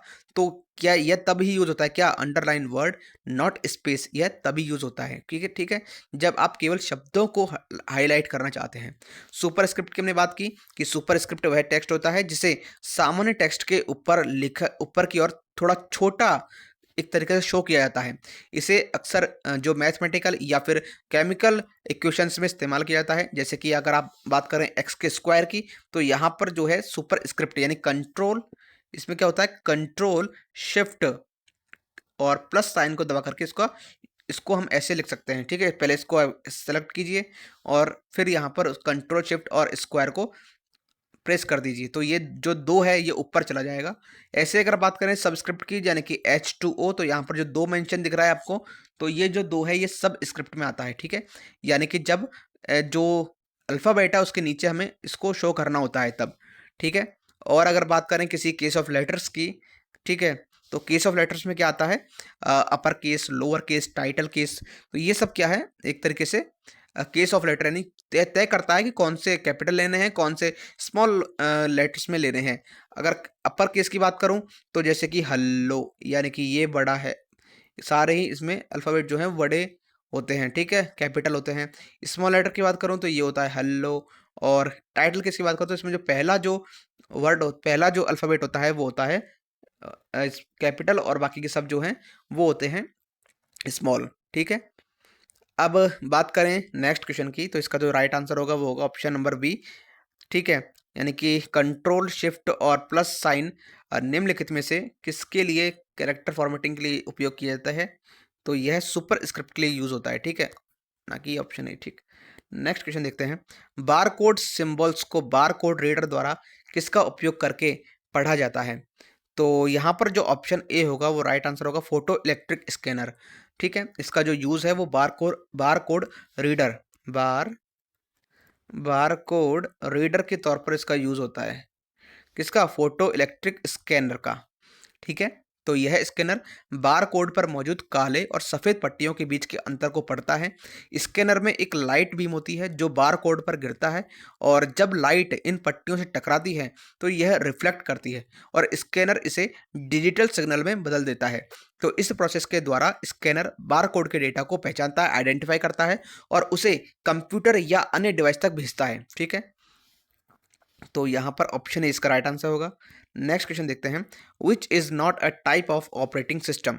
ऑपरेटिंग सिस्टम की अगर बात करें तो ऑपरेटिंग सिस्टम वह सिस्टम है, वह सॉफ्टवेयर होता है जो कंप्यूटर या मोबाइल के हार्डवेयर और सॉफ्टवेयर के बीच में काम करता है। तो यह कंप्यूटर के सभी कार्यों को कंट्रोल करता है और जो भी यूज़र है उनको कंप्यूटर का सही तरीके से उपयोग करने का सही मेथड बताता है यानी देता है। इसके बिना कंप्यूटर या मोबाइल ठीक से काम नहीं कर सकते। एग्जाम्पल के तौर पर विंडोज़ एंड्रॉयड, ठीक है, एंड्रॉयड और आईओएस, है ना, आईओएस ऑपरेटिंग सिस्टम है जो कि अलग अलग डिवाइसेस में काम करते हैं, ठीक है। ऑपरेटिंग सिस्टम के अगर मुख्य मुख्य कार्यों की बात करें तो process management, memory management, file system. अगर मैं ऑपरेटिंग सिस्टम के मुख्य कार्यों की बात करूं तो process management, memory management, file system, device management, ठीक है, डिवाइस और यूज़र इंटरफेस, ये सब जो हैं ये ऑपरेटिंग सिस्टम के क्या है, मुख्य कार्य हैं, ठीक है। अगर मैं बात करूं इनकी टाइप्स की, किसकी, टाइप्स ऑफ ऑपरेटिंग सिस्टम, तो इसमें होता है बैच ऑपरेटिंग सिस्टम, ठीक है? ये क्या करता है, इसमें सभी कामों का एक बैच में किया जाता है, सभी कामों को एक बैच में किया जाता है। पहले सभी कामों को इकट्ठा किया जाता है, फिर बिना किसी इंस्ट्रक्शन के उन्हें कंप्यूटर पर प्रोसेस किया जाता है। तो यह पुराने समय में उपयोग होता था, जैसे कि बड़े-बड़े जो भी मेनफ्रेम कंप्यूटर में होता था, ठीक है? अब एक आता है मल्टीटास्किंग ऑपरेटिंग सिस्टम। तो मल्टीटास्किंग में क्या होता था, एक समय में कई काम, कई टास्क किए जाते थे, ठीक है? जैसे आप एक साथ टाइप कर रहे होते हैं और दूसरा ऐप यानी जैसे ब्राउज़र बैकग्राउंड में चल रहा होता है। तो यह विंडोज़ और किसमें? विन विंडोज़ विंडोज़ और लिनक्स, ठीक है? लिनक्स जैसे ऑपरेटिंग सिस्टम इसमें आते हैं। मल्टी प्रोसेसिंग होता है एक, एक होता है मल्टी प्रोसेसिंग, ठीक है? तो इसमें क्या होता है कि इस प्रकार के ऑपरेटिंग सिस्टम में एक साथ कई प्रोसेसर काम करते हैं। कैसे? एक साथ multiple multiple processor multiple processor जो होते हैं वो काम करते हैं, जो एक ही समय में अलग-अलग काम करते हैं, ठीक है? यह बड़े सर्वर और सुपर कंप्यूटर के लिए यूज़ होते हैं। ऐसे ही एक रियल टाइम ऑपरेटिंग सिस्टम है, जो कि बिना किसी देरी के तुरंत रिएक्शन देता है, ठीक? एक होता है डिस्ट्रीब्यूटेड ऑपरेटिंग सिस्टम। तो यह इनमें कई कंप्यूटर आपस में जुड़े हुए होते हैं और एक साथ मिलकर के कार्य करते हैं, ठीक है? इससे कंप्यूटर संसाधनों का अधिकतम उपयोग होता है और यह नेटवर्क के माध्यम से बड़े डेटा सेंटर और क्लाउड सर्विसेज में यूज़ करते हैं। और एक होता है मोबाइल ऑपरेटिंग सिस्टम, जो कि काफ़ी फेमस है, ठीक है? तो यह ऑपरेटिंग सिस्टम क्या है, मोबाइल फ़ोन और टैबलेट पर काम करता है, जैसे कि एंड्रॉयड, आईओएस। तो ये ऑपरेटिंग सिस्टम क्या है, मोबाइल एप्लीकेशंस को चलाते हैं और अन्य डिवाइस के साथ संपर्क करते हैं, ठीक है? तो ऑपरेटिंग सिस्टम कंप्यूटर को चलाने वाला एक मुख्य सॉफ्टवेयर होता है और इसके बिना कोई भी डिवाइस काम नहीं कर सकता। इसके कई प्रकार होते हैं, जैसे कि batch, multitasking, multi processing, real time, distributed और मोबाइल ऑपरेटिंग सिस्टम, ठीक है? अगर मैं बात करूँ इसमें कौन-सा ऑपरेटिंग सिस्टम नहीं है, तो option a real value operating system यहाँ पर ये नहीं है, ठीक है? डिस्ट्रीब्यूटेड ऑपरेटिंग सिस्टम है, नेटवर्क ऑपरेटिंग सिस्टम होता है और टाइम शेयरिंग ऑपरेटिंग सिस्टम होता है, ठीक है? ये ऑप्शन इसका राइट आंसर होगा, ठीक है? यानी ये नहीं है, ठीक? नेक्स्ट क्वेश्चन देखते हैं। Which is not a network device. तो यहाँ पर हम बात करते हैं नेटवर्क डिवाइस की, ठीक है? तो नेटवर्क डिवाइस सबसे पहले बात करते हैं स्विच, ऑप्शन ए की। तो स्विच एक नेटवर्क डिवाइस है, ठीक है? जो कि डेटा को नेटवर्क में विभिन्न डिवाइसों के बीच में भेजता है, ठीक है? और यह एक स्मार्ट डिवाइस होता है, क्योंकि यह एक डेटा को यह जो डेटा पैकेट्स होते हैं उनको डिवाइस के एड्रेस मैक एड्रेस यानी मीडिया एक्सेस कंट्रोल, इसका फुल फॉर्म क्या है, मीडिया एक्सेस कंट्रोल, ठीक है? Media access control. तो मैक एड्रेस की पहचान करके भेजता है किसको, डेटा को, डेटा पैकेट्स को, ठीक है?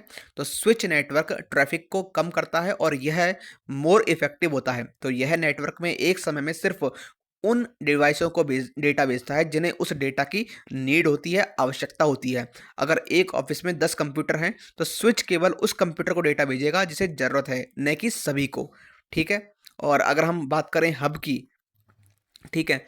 तो हब भी एक ऐसा नेटवर्क डिवाइस है, लेकिन यह स्विच की तुलना में बहुत सिंपल होता है। हब डेटा पैकेट्स को सभी डिवाइसों को भेजता है। हब क्या करता है, हब का काम क्या होता है, ये एक तरीके से सभी डिवाइसों को डेटा भेज देता है, ठीक है? तो यानी कि अगर ये हब डेटा पैकेट्स सभी को भेजता है, चाहे उस डेटा की ज़रूरत हो या ना हो। तो हब डेटा को किसी स्पेसिफिक डिवाइस तक नहीं भेज सकता। यह नेटवर्क पर ट्रैफिक बढ़ाता है, क्योंकि हर डिवाइस को सभी डेटा मिल जाते हैं। एग्जाम्पल के तौर पर देखें तो हब का उपयोग पुराने नेटवर्क्स में किया जाता था, जहां सभी डिवाइस एक ही डेटा प्राप्त करते थे, बिना यह सोचे कि कौन सा डिवाइस उसे उपयोग करेगा, ठीक? अगर बात करें ऑप्शन सी की बात करें स्टार, तो स्टार्क नेटवर्क टोपोलॉजी क्या है, स्टार्क एक तरीके से नेटवर्क टोपोलॉजी है, ठीक है? टोपोलॉजी, ठीक है?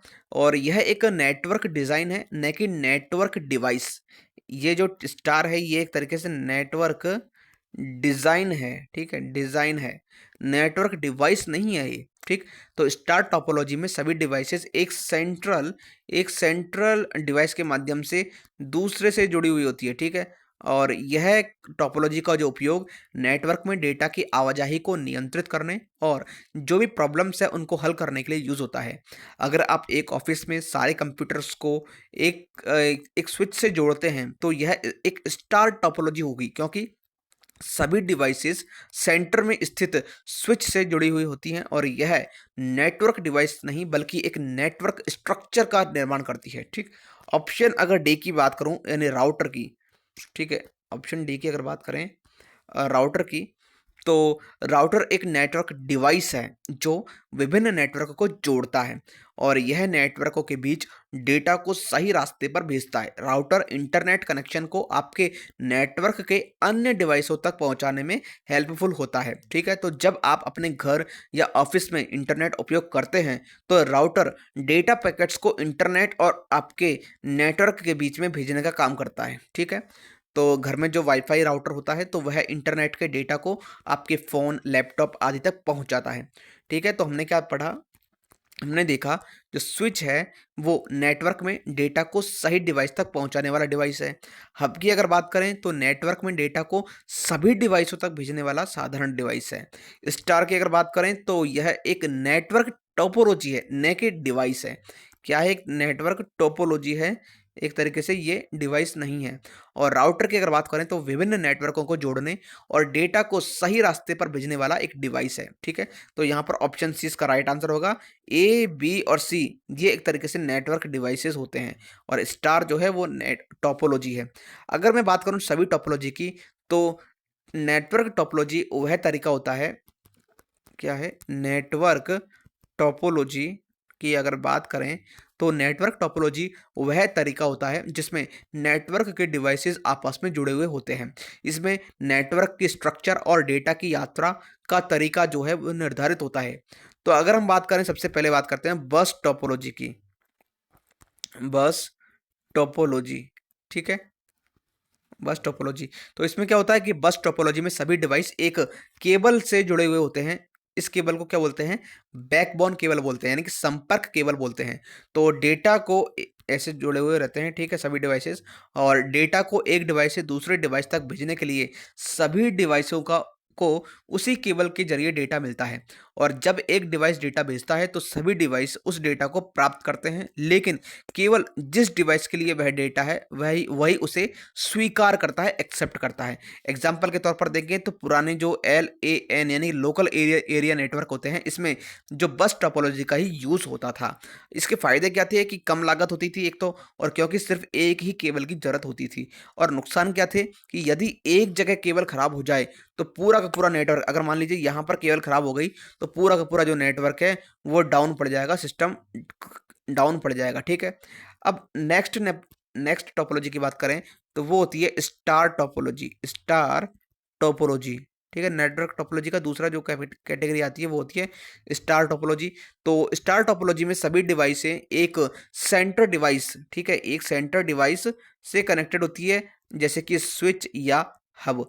ठीक है, तो ये कैसे काम करती है कि डेटा को एक डिवाइस से अन्य डिवाइसों में भेजने, जैसे मान लीजिए मुझे यहाँ से डेटा को यहाँ भेजना है, ठीक है, तो डेटा को एक डिवाइस से अन्य डिवाइसों में भेजने के लिए डेटा पहले केंद्रीय डिवाइस तक पहुंचता है, यहाँ पहले यहाँ पहुंचता है, ठीक है, और फिर यहाँ से उस डिवाइस को भेजा जाता है जिसे डेटा की आवश्यकता होती है, जैसे यहाँ पर।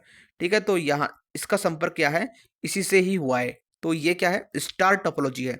एग्जाम्पल के तौर पर देखें तो ऑफिस नेटवर्क में जहाँ सभी कंप्यूटर एक स्विच से जुड़े हुए होते हैं। ठीक, अगर हम इसके फ़ायदों की बात करें, बेनिफिट्स की, तो अगर एक डिवाइस में समस्या होती है तो बाकी नेटवर्क प्रभावित नहीं होते। मान लीजिए इसमें ये खराबी हो गई इसमें, तो ये जो है ये सुचारू रूप से अपने काम में लगे रहेंगे। ठीक है, और अगर नुकसान की बात करूँ तो अगर केंद्रीय डिवाइस खराब हो जाए, कुछ ये जो सेंटर में है, जो कि हब हो सकता है या फिर स्विच हो सकता है, तो अगर ये खराब हो जाए तो पूरा का पूरा जो नेटवर्क है वो पूरा डाउन हो जाएगा। ठीक है, कोई भी काम नहीं कर पाएगा। ठीक, अब बात करूँ मैं थर्ड टोपोलॉजी की, तो वो होती है रिंग टोपोलॉजी। रिंग टोपोलॉजी, ठीक है, रिंग टोपोलॉजी। तो यहाँ इसमें क्या होता है कि रिंग टोपोलॉजी में सभी डिवाइस एक दूसरे से रिंग के रूप में जुड़े हुए होते हैं। ठीक है, एक दूसरे रिंग के रूप में जुड़े हुए होते हैं सभी डिवाइसेस। ठीक है। ये कैसे काम करते हैं कि डेटा एक डिवाइस से दूसरे डिवाइस तक रिंग के रूप में यात्रा करते हैं। एक दिशा में डेटा घूमता है, अंततः उस डिवाइस तक पहुंचता है जिसे डेटा भेजना है। ठीक है, जैसे डेटा को यहाँ से यहाँ भेजना है तो यह एक तरीके से घूमते घूमते यहाँ तक पहुंच जाएगा जिसे डेटा चाहिए होता है। एग्जाम्पल के तौर पर देंगे तो पुराने लेंस में एक तरीके से इस टोपोलॉजी का यूज होता है। फायदे इसके ये होते हैं कि डेटा की गति तेज होती है, यानी स्पीडली होता है काफ़ी। और अगर रिंग में कहीं पर भी यह डिवाइस खराब हो जाए, केबल में फॉल्ट आ जाए, तो एक तरह के पूरा का पूरा नेटवर्क ही खराब यानी क्रैश हो जाएगा या फिर इफेक्टिव होगा। ठीक है, पूरा का पूरा नेटवर्क डाउन हो जाएगा। तो रिंग टोपोलॉजी का इसका एक नुकसान भी होता है। ठीक है, अब बात करते हैं मैश टोपोलॉजी की, यानी जो फोर्थ अगर कैटेगरी आती है इसकी वो होती है मैश टोपोलॉजी। मैश टोपोलॉजी, ठीक है। तो इसमें क्या होता है कि मैश टोपोलॉजी हर डिवाइस अन्य सभी डिवाइसों से जुड़ी हुई होती है। ये कोई डिवाइस है तो ये इससे जुड़ी होगी, ये कोई इससे जुड़ी होगी, ये इससे जुड़ी होगी।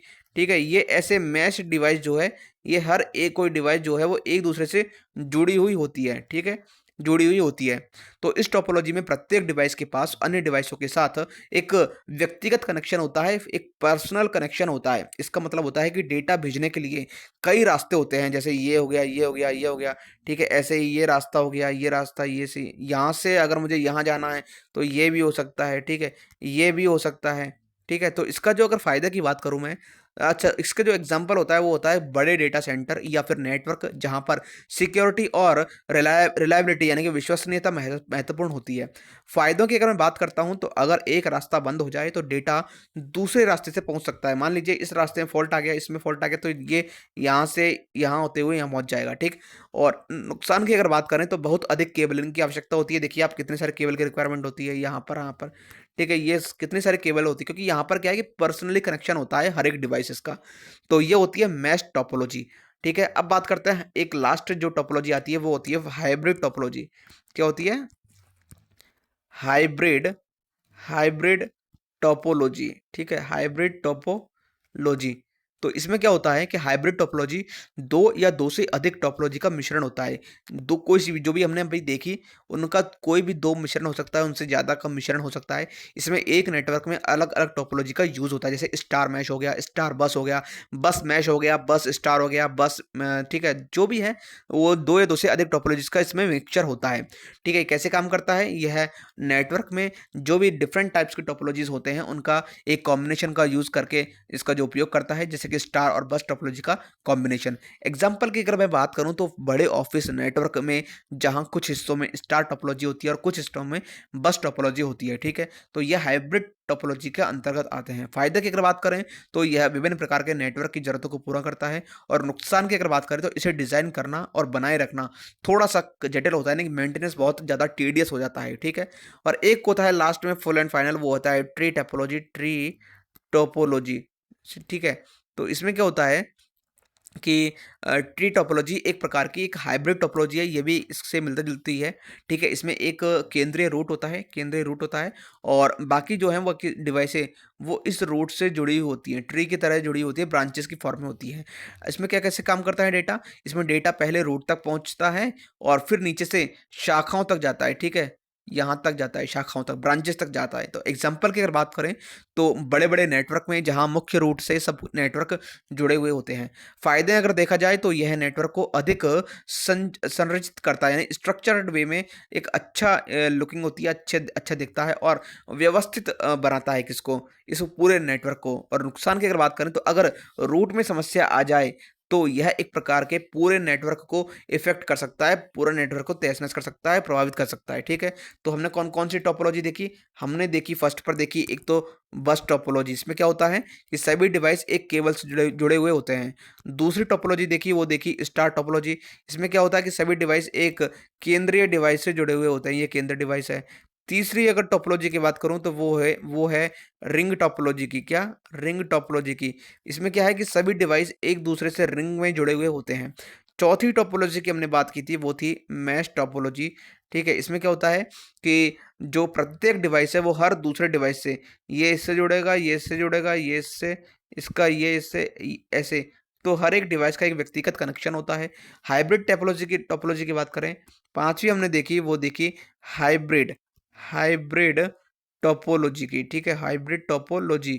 तो इसमें क्या होता है कि विभिन्न टोपोलॉजी का एक मिक्सचर होता है और अगर बात करें लास्ट टोपोलॉजी की, वो होती है ट्री टोपोलॉजी, ठीक है। और इसमें क्या है, केंद्रीय रूट होता है किसका, डिवाइसेस का, ठीक है। यानी केंद्रीय रूट से सभी डिवाइसेस जुड़े हुए होते हैं। तो हर टोपोलॉजी का जो यूज अलग अलग नेटवर्क की जरूरतों के हिसाब से किया जाता है, ठीक।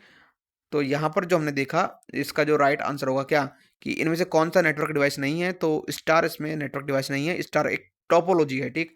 नेक्स्ट क्वेश्चन देखते हैं, कौन सी नेटवर्क सुरक्षा विशेषता नेटवर्क पर उपयोगकर्ताओं को अवैध प्रोग्राम और जानकारी का उपयोग करने से रोकती है, तो ये है फायरवॉल। देखिए, फायरवॉल एक प्रकार का सिक्योरिटी सिस्टम होता है, यानी सुरक्षा प्रणाली होती है जो कि कंप्यूटर कंप्यूटर नेटवर्क और जो भी एक्सटर्नल थ्रेट्स हैं, यानी कि बाहरी खतरे, उनके बीच एक दीवार का काम करती है। कंप्यूटर ये नेटवर्क है और बाहरी कोई डेंजर आ रहा है, उसका एक दीवार का काम करती है क्या, फायरवॉल, ठीक है। यह नेटवर्क में आने और जाने वाले डेटा को मॉनिटर करती है। अगर कोई नेटवर्क डेटा आ रहा है, कोई कोई जा रहा है या फिर कोई आ रहा है, उसको मॉनिटर करने का काम करती है कौन, फायरवॉल, ठीक है। और यह तय करती है कि कौन सा डेटा अंदर आ सकता है और कौन सा नहीं। फायरवॉल के अगर मुख्य कार्य की बात करें तो नेटवर्क की सुरक्षा प्रदान करना, नेटवर्क को सिक्योरिटी देना, ठीक है। अनाधिकृत पहुंच को रोकना, यानी कि जो भी हैकर्स हैं या फिर कोई अनजाने या हानिकारक प्रोग्राम्स हैं, उनको सिस्टम तक पहुंचने में रोकता है। और ये डेटा की निगरानी करता है, उसकी मॉनिटरिंग करता है कौन, फायरवॉल। तो यहाँ पर जो ऑप्शन राइट होगा वो होगा, कौन सी नेटवर्क सुरक्षा की बात आ गई है, तो यहाँ पर फायरवॉल इसका राइट आंसर होगा, ठीक है। नेक्स्ट क्वेश्चन देखते हैं, इन MS वर्ड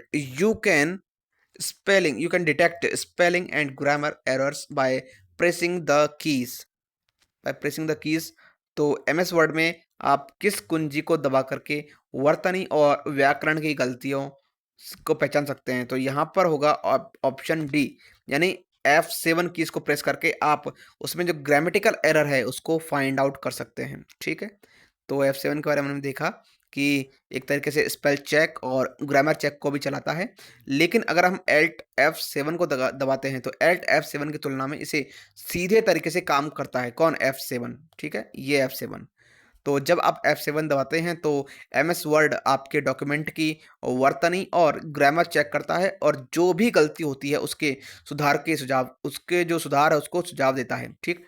यहाँ पर नेक्स्ट बात करते हैं, unsolicited commercial email is commonly known as. तो हम क्या बोलते हैं, जो अनचाही व्यावसायिक ईमेल और को सामान्यतः क्या कहा जाता है, तो इसे कहा जाता है स्पैम, ठीक है, स्पैम कहते हैं इनको। यानी स्पैम वो अनचाही और बिना मांगी हुई ईमेल्स होती हैं जो ज़्यादातर विज्ञापन, एडवर्टाइजमेंट्स और स्कैम्स यानी कि धोखाधड़ी के उद्देश्य से भेजी जाती हैं। ये ईमेल्स कभी कभी फर्जी वेबसाइट या मेलवेयर ये फैलाने के लिए भी भेजी जाती हैं, ठीक है। एग्जाम्पल के तौर पर देखें तो आपको कोई ईमेल मिलती है जिसमें आपको लॉटरी जीतने का दावा किया जाता है या फिर कुछ चीज़ें खरीदने के लिए प्रचार किया जाता है और आपको उस पर क्लिक करने को कहा जाता है, तो एक तरीके से ये क्या है, स्पैम ईमेल है, ठीक। सी मेल की अगर बात करें तो इसका जो राइट आंसर होगा वो होगा स्पैम, ठीक है। सी मेल की अगर बात करें तो ये एक प्रकार का रॉन्ग वर्ड है, यहाँ पर ईमेल होना चाहिए, ठीक है, ये तो कोई ऐसा वर्ड होता ही नहीं है। और होएक्सिस की बात करें तो एक तरीके से इसका मतलब होता है धोखाधड़ी, ठीक है, धोखाधड़ी। होक्स ऐसे झूठी कहानी या कथाएं होती हैं जो किसी खास उद्देश्य के लिए फैलाई जाती हैं, ठीक है। तो यहाँ पर इसका कोई कंप्यूटर के हिसाब से कोई ऐसा मेल नहीं खाता। और हाइपर टेक्स्ट क्या होता है कि जो टेक्स्ट वो टेक्स्ट होता है जिसमें कुछ शब्दों या वाक्यों को लिंक के रूप में बदल दिया जाता है। हाइपर का मतलब क्या होता है, लिंक के रूप में उसको कन्वर्ट कर देना, ठीक है। जब आप उन पर क्लिक करते हैं तो आप किसी अन्य पेज पर पहुंच जाते हैं, ठीक है। और यह वेब पेजेस को जोड़ने का एक तरीका होता है, ठीक। तो यहाँ पर जो राइट आंसर होगा वो ऑप्शन ए होगा, स्पैम। यानी अनचाही व्यावसायिक ईमेल को सामान्यतः क्या कहा जाता है, यानी जो अनचाहा है, अनवांटेड है, अनसॉलिसिटेड है, ठीक है, उसे हम बोलते हैं स्पैम, ठीक। नेक्स्ट बात करते हैं, निम्नलिखित में से कौन सा सॉफ्टवेयर स्थापित करने के लिए क्रमबद्ध चरण है, तो सबसे पहला स्टेप देखें तो वो होगा, एक तो होगा डाउनलोड, फिर होगा इंस्टॉल और रन। अगर आप कोई भी सॉफ्टवेयर है उसको किसी भी वेबसाइट से पहले आप डाउनलोड करेंगे, फिर उसको इंस्टॉल करेंगे और उसको फिर रन करेंगे, रन करके देख के अगर आप फिर उसे आप अपने एग्जीक्यूशन में ले सकते हैं, ठीक है। ऑप्शन डी इसका राइट आंसर होगा, ठीक। नेक्स्ट क्वेश्चन देखते हैं, विच of the following is not a disk operating system DOS command.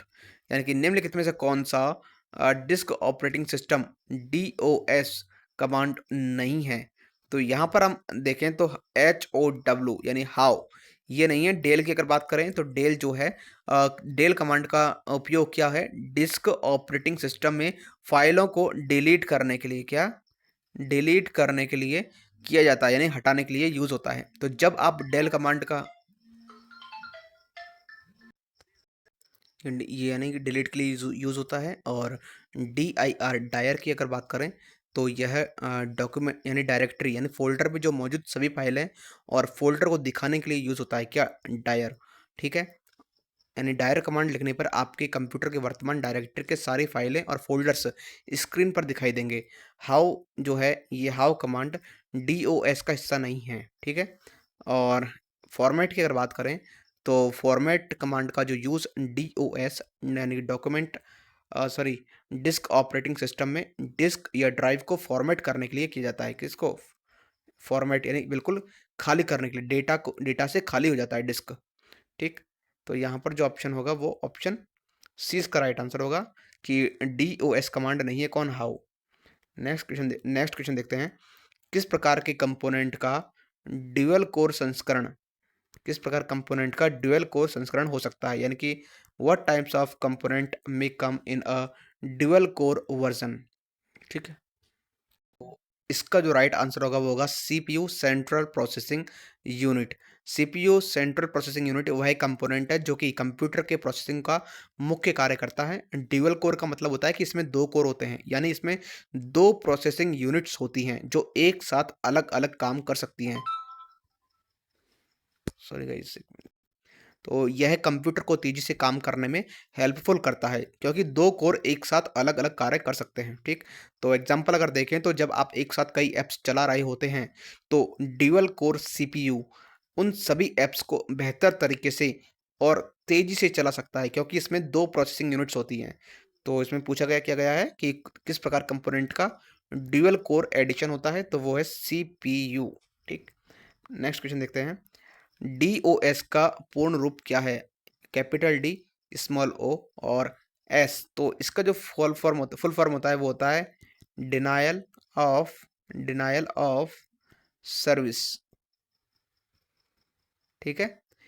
एक प्रकार का एक साइबर अटैक होता है जिसका उद्देश्य एक वेबसाइट, सर्वर या नेटवर्क को ब्लॉक करना होता है ताकि वह सामान्य रूप से काम न कर सके। तो DOS एक प्रकार का अटैकर है जो अटैकर के द्वारा एक कंप्यूटर या नेटवर्क पर अत्यधिक लोड डाला जाता है ताकि वह रिस्पॉन्स न दे पाए और डाउन हो जाए, ठीक। नेक्स्ट क्वेश्चन देखते हैं। तो यहाँ पर ऑप्शन ई इसका राइट आंसर होगा, नन। नेक्स्ट क्वेश्चन देखते हैं। एक ZB किससे बना होता है, यानी कि जोटा वाइट जो है, तो ये बना होता है 1024 EB से, ठीक है। अगर हम और इसके मेमोरी के बारे में देखें तो kilobyte, megabyte, gigabyte, terabyte, petabyte, exabyte, zettabyte, wait है ना, और योट्टाबाइट, जेट्टाबाइट, योट्टाबाइट, ये सभी डेटा साइज की एक प्रकार की माप इकाइयाँ होती हैं, ठीक है, जो कंप्यूटर और डिजिटल स्टोरेज में डेटा की मात्रा को मापने के लिए यूज़ होता है। अगर बात करें मैं जैसे वन सबसे छोटी अगर मैं बात करूँ जो डेटा की जो यूनिट होती है वो कौन सी होती है, बिट। क्या होती है, बिट, ठीक है। बिट सबसे छोटी डेटा की यूनिट होती है। यह केवल दो मान ले सकता है, कौन कौन से, एक तो ज़ीरो या फिर वन, ठीक। तो इसे हम बाइनरी डिजिट भी कहते हैं। तो एक बिट की अगर मैं बात करूं, एक बिट, तो ये क्या होता है, ये होता है ज़ीरो या वन। अगर बात करें निबल की, ठीक है, निबल, निबल, तो निबल जो है वो 4 बिट का समूह होता है। क्या होता है, ग्रुप ऑफ 4 बिट्स, ठीक है। यानी हम कह सकते हैं एक निबल जो है वो बराबर होता है किसके, 4 बिट्स के, ठीक। और निबल को हाफ बाइट भी कह सकते हैं क्योंकि इसमें एक बाइट में 8 बिट्स होते हैं, ठीक। अब बात करते हैं बाइट्स की। Byte, BIT byte, BYT bite.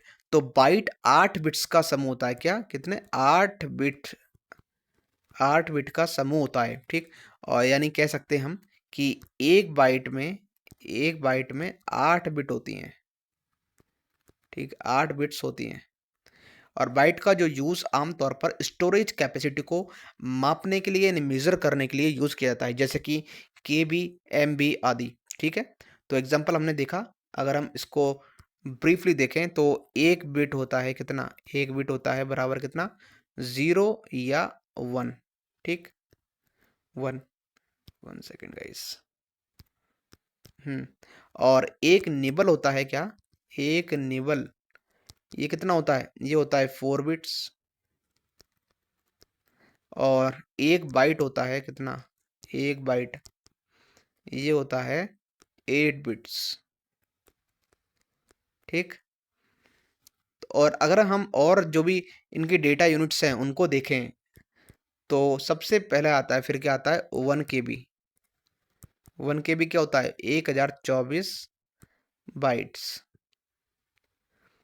फिर आता है 1 एमबी, ये होता है 1024 केबी। फिर आता है 1 जीबी, ये 1024 एमबी। फिर आता है 1 टीबी, इसमें क्या होता है? इसमें 1 टीबी में 1024 जीबी होते हैं, यानी टेराबाइट। 1 पेटाबाइट में, ठीक है, पेटाबाइट यानी पीबी, इसमें होता है 1024 टेराबाइट होते हैं, ठीक। फिर आता है 1 ईबी, यानी कि एक्साबाइट। तो एक्साबाइट 1 ईबी में कितना होते हैं? 1024, 1 ईबी में 1024 क्या होते हैं? पीबी होते हैं, यानी पेटाबाइट होते हैं। फिर आता है 1 जेड बी, यानी कि 1 जेटाबाइट, तो इसमें होता है 1024 ईबी होते हैं, यानी कि एक्साबाइट। और फिर आता है 1 वाई बी, यानी योट्टाबाइट, ठीक है। तो इसमें होते हैं 1024 जेड बी होते हैं। तो सबसे जो लार्जेस्ट मेमोरी का जो मेजरमेंट है वो 1 वाई बी में होता है, ठीक है। तो इनका जो उपयोग है वो डेटा स्टोरेज में किया जाता है, ठीक। और डेटा ट्रांसफ़र की गति को मेज़र करने के लिए भी इनका यूज़ होता है। तो यहाँ पर हमने देखा कि एक जेडबी किससे बना होता है? ये 1024 ईबी से बना होता है, ठीक। नेक्स्ट क्वेश्चन देखते हैं, कौन सा नॉन वोलेटाइल मेमोरी है? यानी कि which is non volatile memory. सबसे पहले देखें कि वोलेटाइल मेमोरी क्या होती है? वोलेटाइल, ठीक है, वोलेटाइल। तो यह वह मेमोरी होती है जिसमें डेटा केवल तब तक रहता है जब तक कि पावर है, तब तक कि पावर है, यानी कि बिजली सप्लाई हो रही है। और यदि जैसे ही पावर कट हो जाएगा तो डेटा जो है, डेटा वो मिट जाएगा, किसमें? वोलेटाइल मेमोरी में। और इसके जो एग्जांपल की बात करें तो वो होती है रैम, यानी कि read random access memory, RAM. ये क्या है? ये एक वॉलेटाइल मेमोरी है, वॉलेटाइल मेमोरी है, ठीक। तो रैम कंप्यूटर की वर्किंग मेमोरी है जिनका उपयोग प्रोग्राम और डेटा को अस्थायी रूप से स्टोर करने के लिए किया जाता है। और जब कंप्यूटर बंद हो जाता है तो या फिर रिस्टार्ट होता है तो रैम में स्टोर सभी डेटा मिट जाते हैं, ठीक है। तो जैसे कि अगर आप किसी एप्लीकेशन को खोलते हैं तो वह एप्लीकेशन रैम में लोड होता है और कंप्यूटर बंद होते ही वह एप्लीकेशन बंद हो जाता है और रैम क्या है? खाली हो जाती है, ठीक है। और ऐसे ही एक और एग्जांपल आता है कैश मेमोरी का, ठीक है। तो इसमें क्या होता है? कैश मेमोरी सीपीयू यानी सेंट्रल प्रोसेसिंग यूनिट द्वारा उपयोग की जाती है ताकि यह प्रोसेसिंग को तेज कर सके। तो यह मेमोरी भी एक वोलेटाइल होती है, यानी कि जब कंप्यूटर बंद होता है तो इसका डेटा मिट जाता है, ठीक। अब बात करते हैं नॉन वोलेटाइल की। Non one second guys. Non volatile, ठीक है, वोलाटाइल, ठीक। इसमें क्या होता है कि वह मेमोरी होती है जिसमें डेटा पावर कट होने के बावजूद भी सेफ रखा रहता है, सुरक्षित रहता है। और यह मेमोरी एक तरीके से स्टेबल होती है, क्या? स्टेबल होती है। और डेटा हमेशा के लिए सुरक्षित रहता है जब तक उसे मैनुअली मिटाया ना जा सके। तो ये इसके कुछ टाइप्स होते हैं, कैसे? एक होता है रोम, रीड ओनली मेमोरी। तो रोम जो है वो स्टोर डेटा को केवल पढ़ा जा सकता है लेकिन इसे बदला नहीं जा सकता। यह मेमोरी नॉन वोलेटाइल होती है और इसका डेटा पावर कट होने के बाद भी स्थिर रहता है, ठीक है। जैसे कि आप कंप्यूटर का BIOS यानी बेसिक इनपुट आउटपुट सिस्टम रोम में स्टोर होता है। जब भी आप कंप्यूटर चालू करते हैं तो रोम में स्टोर डेटा पढ़ा जाता है। ऐसे ही एक होता है HDD यानी कि हार्ड डिस्क, ठीक है। तो हार्ड ड्राइव, तो एचडीडी एक प्रकार की क्या है, नॉन वोलेटाइल स्टोरेज होती है, जहाँ पर डेटा को स्टेबिलिटी के रूप से स्टोर किया रहता है। ठीक है, तो यहाँ तक क्या है कि यहाँ तक कि जब आप कंप्यूटर बंद करते हैं तो आपके जो डेटा है, सारे डेटा वो सुरक्षित रहते हैं। किसमें? एचडीडी में। एक होता है एसडीडी, यानी कि सॉलिड स्टेट ड्राइव। तो इसमें भी क्या होता है, एसएसडी, सॉरी, एसएसडी, एसएसडी। इसमें क्या होता है, एसएसडी भी एक प्रकार की नॉन वोलेटाइल मेमोरी है, जो तेज होती है और पावर कट होने पर डेटा को सेफ रखती है। ठीक, तो वोलेटाइल मेमोरी की अगर बात करें तो इसमें एक तो होता है रैम और कैश मेमोरी, और नॉन वोलेटाइल में होता है रोम, एचडीडी और एसएसडी। ठीक, नेक्स्ट क्वेश्चन देखते हैं। इसका जो राइट आंसर होगा वो होगा कौन सा, ऑप्शन नंबर ए, कि कौन सी नॉन वोलेटाइल मेमोरी है। तो data is saved regardless of power of, data power of होने के बावजूद भी सेफ रहता है, तो ये कौन सी है, नॉन वोलेटाइल, यानी कि स्थाई स्थाई मेमोरी है। ठीक, नेक्स्ट क्वेश्चन देखते हैं। कंप्यूटर की प्राथमिक मेमोरी में क्या शामिल होता है? तो ये होता है रैम ओनली। क्या? Random access memory. The primary memory of a computer includes क्या? रैम। तो प्राइमरी मेमोरी का मतलब क्या समझते हैं आप, कि यह वह मेमोरी होती है जिसमें कंप्यूटर अस्थायी रूप से डेटा और प्रोग्राम को स्टोर करता है, जो सीपीयू द्वारा तुरंत एक्सेस किए जाते हैं। ठीक है, तो इसे हम क्या बोलते हैं, वोलेटाइल मेमोरी बोलते हैं। और क्योंकि इसका जो डेटा तब तक रहता है जब तक कंप्यूटर चालू रहता है, जैसे ही पावर बंद हो जाती है डेटा मिट जाता है। तो इसका जो राइट आंसर होगा वो होगा रैम, यानी प्राथमिक मेमोरी में दो प्रकार के आते हैं, एक तो रैम और एक कैश, जो अभी हमने बात की थी। ठीक है, और रैम की अगर बात करें तो प्राथमिक मेमोरी का सबसे मुख्य हिस्सा होता है कौन? रैम। सबसे मुख्य हिस्सा होता है रैम। ठीक है, कैश तो क्या है कि एक तरह के सीपीयू का हिस्सा है, तो सीपीयू के पास होती है। लेकिन अगर हम बात करें मेन पार्ट की, तो वो होता है रैम। तो यह कंप्यूटर के ऑपरेशन के लिए जरूरी डेटा और प्रोग्राम को अस्थायी रूप से स्टोर रखती है, ठीक है, करती है। और जब कंप्यूटर को बंद किया जाता है तो रैम की सारी जानकारी मिट जाती है। एग्जाम्पल के तौर पर जब आप कोई एप्लीकेशन खोलते हैं तो वह रैम में लोड होती है। और अगर कैश मेमोरी की बात करें तो कैश मेमोरी का ये हिसाब होता है कि यह भी रैम की तरह ही होती है, एक प्राथमिक मेमोरी है, लेकिन यह क्या है, सीपीयू के पास होती है। क्या? सीपीयू के पास होती है, सेंट्रल प्रोसेसिंग यूनिट इसके पास होती है। और प्रोसेसिंग को तेज बनाने के लिए, प्रोसेसिंग की जो स्पीड है उसको तेज करने के लिए, उसको एनहेंस करने के लिए काम आती है। तो यह अक्सर बहुत छोटी होती है लेकिन बहुत तेज होती है। कैश मेमोरी रैम से अधिक तेजी से डेटा एक्सेस करती है। ठीक है, तो यहाँ पर जो ऑप्शन होगा वो होगा ऑप्शन ए, क्योंकि ये प्राइमरी होती है। प्राइमरी मेमोरी में सबसे मेन पार्ट होता है रैम का। नेक्स्ट क्वेश्चन देखते हैं। कंप्यूटर के संदर्भ में जीयूआई का पूरा रूप क्या है? तो ये होता है ग्राफिकल यूजर इंटरफेस। तो ऑप्शन डी इसका राइट आंसर हो जाएगा, ग्राफिकल यूजर इंटरफेस। ठीक, निम्नलिखित में से किस रूप में डेटा कंप्यूटर में संग्रहित होता है? तो ये होता है बाइनरी में, जो कि 0 और 1 के फॉर्म होता है। अगर डेसिमल की बात करें तो इसका जो बेस होता है वो होता है 10। हेक्साडेसिमल की बात करें तो इसका बेस होता है 16, क्योंकि यहाँ पर 0 से लेकर 9 तक तो वो गिनती होती है, और फिर 10, 11, 12, 13, 14 और 15। तो इसको हम A B C D E और एफ, यहाँ तक ऐसे रिप्रेजेंट करते हैं। किसमें? हेक्साडेसिमल में। और ऑक्टल में जो बेस होता है वो होता है 8। ठीक, नेक्स्ट क्वेश्चन देखते हैं कि एम एस एक्सेल में निम्नलिखित में से कौन सा फॉर्मूला सही ढंग से दर्ज नहीं किया जाता? अगर हम बात करें एम एस एक्सेल की, तो फॉर्मूला को डिज़ाइन करने के लिए, फॉर्मूला को वहाँ राइट प्लेस करने के लिए उसके आगे क्या है कि इक्वल टू का साइन लगाना पड़ता है। ठीक है, तो ये एडिशन हो गया, है ना, ये भी एक तरीके से एडिशन हो गया, और ये डिवाइडेशन हो गया। और यहाँ पर जो ऑप्शन बी है ये गलत है, क्योंकि यहाँ पर इक्वल टू का साइन नहीं लगाया है किसी फॉर्मूला को एग्जीक्यूट करने के लिए। तो ऑप्शन बी इसका राइट आंसर होगा, क्योंकि ये गलत फॉर्मेट में लिखा हुआ है। ठीक, नेक्स्ट क्वेश्चन देखते हैं। मेमोरी में एक प्रोग्राम के प्रत्येक निर्देश के लिए सीपीयू किस क्रम में चलता है? तो यहाँ पर जो सबसे पहले क्या होगा, फैच होगा, फिर ठीक उसका डिकोड होगा, जो भी डेटा हुआ है उसको पहले फैच करेगा वो। यहाँ पर सीपीयू की बात हो रही है। सीपीयू क्या है कि एक तरीके से कंप्यूटर की मेमोरी है, एक माइंड है कंप्यूटर का, जहाँ से उसको इंस्ट्रक्शंस देने होते हैं, इंस्ट्रक्शंस मिलते हैं। अब ये उन इंस्ट्रक्शंस के माध्यम से आगे क्या है, फर्दर एग्जीक्यूशन करता है। ठीक है, तो सबसे पहले क्या करता है, ये फैच करता है, यानी इंस्ट्रक्शंस को लाना होता है। फैच का मतलब होता है इंस्ट्रक्शंस को लाना। तो जब फैच का मतलब क्या होता है? इंस्ट्रक्शंस को लाना। तो जब आप कंप्यूटर पर कोई भी काम करने के लिए आदेश देते हैं, तो सबसे पहले सीपीयू उस काम के बारे में जानकारी को मेमोरी से उठाता है, यानी इंस्ट्रक्शंस को मेमोरी से उठाता है।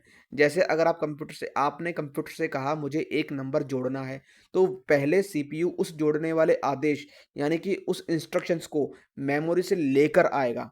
फिर क्या करेगा? डिकोड करेगा। क्या करेगा? डिकोड। तो जब वह सीपीयू ने इंस्ट्रक्शन ले लिया, तो डिकोड का काम शुरू होता है। इसका मतलब होता है कि सीपीयू उस इंस्ट्रक्शन को समझने की कोशिश करता है कि क्या करना है। एग्ज़ाम्पल के तौर पर अगर इंस्ट्रक्शंस में लिखा है कि 2 और 3 को जोड़ो, तो सीपीयू उसे समझेगा कि एडिशन करनी है, ठीक है? फिर होता है एग्ज़ीक्यूट, यानी एग्ज़ीक्यूट सीक्वेंस। तो इसमें क्या होता है कि कार्य को अंजाम देना। अब जब सीपीयू ने कार्य को समझ लिया, सीपीयू को समझ में आ गया कि क्या करना है, तो वह उस इंस्ट्रक्शन को एग्जीक्यूट यानी अंजाम देने का कार्य करता है। मतलब वह काम करता है। जैसे जोड़ने के इंस्ट्रक्शन में 2 + 3 को जोड़ करके परिणाम देता है। तो यह सबसे अहम कदम होता है, क्योंकि यहाँ पर काम किया जाता है, यानी सीपीयू अपना कार्य करता है। ठीक है? तो फैच इंस्ट्रक्शन को लाना, डिकोड इंस्ट्रक्शन को समझना और एग्जीक्यूट काम को अंजाम देना। ठीक? तो यहाँ पर ऑप्शन सी इसका राइट आंसर हो जाएगा। ठीक? नेक्स्ट क्वेश्चन देखते हैं। निम्नलिखित में से कौन सी मेमोरी सबसे तेज है? तो यहाँ पर अगर सबसे तेज मेमोरी की बात करें तो ये होती है कैश मेमोरी। कैश मेमोरी कैसे? ये एक तरीके से सीपीयू के पास में होती है, और कैश मेमोरी की अगर बात करें तो बहुत फास्ट होती है और कंप्यूटर के प्रोसेसर के पास होती है। कहाँ होती है? बिल्कुल नियरेस्ट नियरेस्ट टू प्रोसेसर। ठीक है? प्रोसेसर। ठीक, तो प्रोसेस पर्पस क्या होता है इसका कि प्रोसेसर को बार बार इस्तेमाल होने वाले डेटा को जल्दी से एक्सेस करने में हेल्प मिलती है। किससे? कैश मेमोरी से। तो स्पीड की अगर बात करें तो यह प्राइमरी मेमोरी के मुकाबले बहुत तेज होती है, और इसकी स्पीड प्रोसेसर के पास मौजूद होने के कारण बहुत ज़्यादा होती है। ठीक है? अगर बात करें सेकेंडरी मेमोरी की, ठीक है, तो सेकेंडरी मेमोरी यहाँ पर क्या होता है, एक प्रकार की परमानेंट स्थायी मेमोरी होती है जिसमें डेटा और प्रोग्राम लंबे समय तक सुरक्षित रहते हैं। जैसे कि हार्ड डिस्क हो गई, ठीक है? सीडी, डीवीडी और यूएसबी ड्राइव, ये क्या है? सेकेंडरी मेमोरी के एग्जांपल हैं।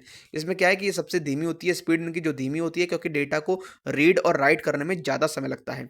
ऑक्सिलरी मेमोरी की अगर बात करें तो यह भी एक तरीके से सेकेंडरी मेमोरी है। क्या? ऑक्सिलरी मेमोरी, ठीक है? और अक्सर डेटा को स्टोर करने के लिए यूज़ की जाती है। जैसे कि मैग्नेटिक टेप हो गया, मैग्नेटिक टेप, है ना? फ्लॉपी डिस्क और हार्ड ड्राइव्स, ये सब क्या? ऑक्सिलरी मेमोरी के एग्जांपल्स हैं। ठीक है? स्पीड इनकी सेकेंडरी मेमोरी से थोड़ा तेज होती है, लेकिन still slow compare to primary memory. ठीक?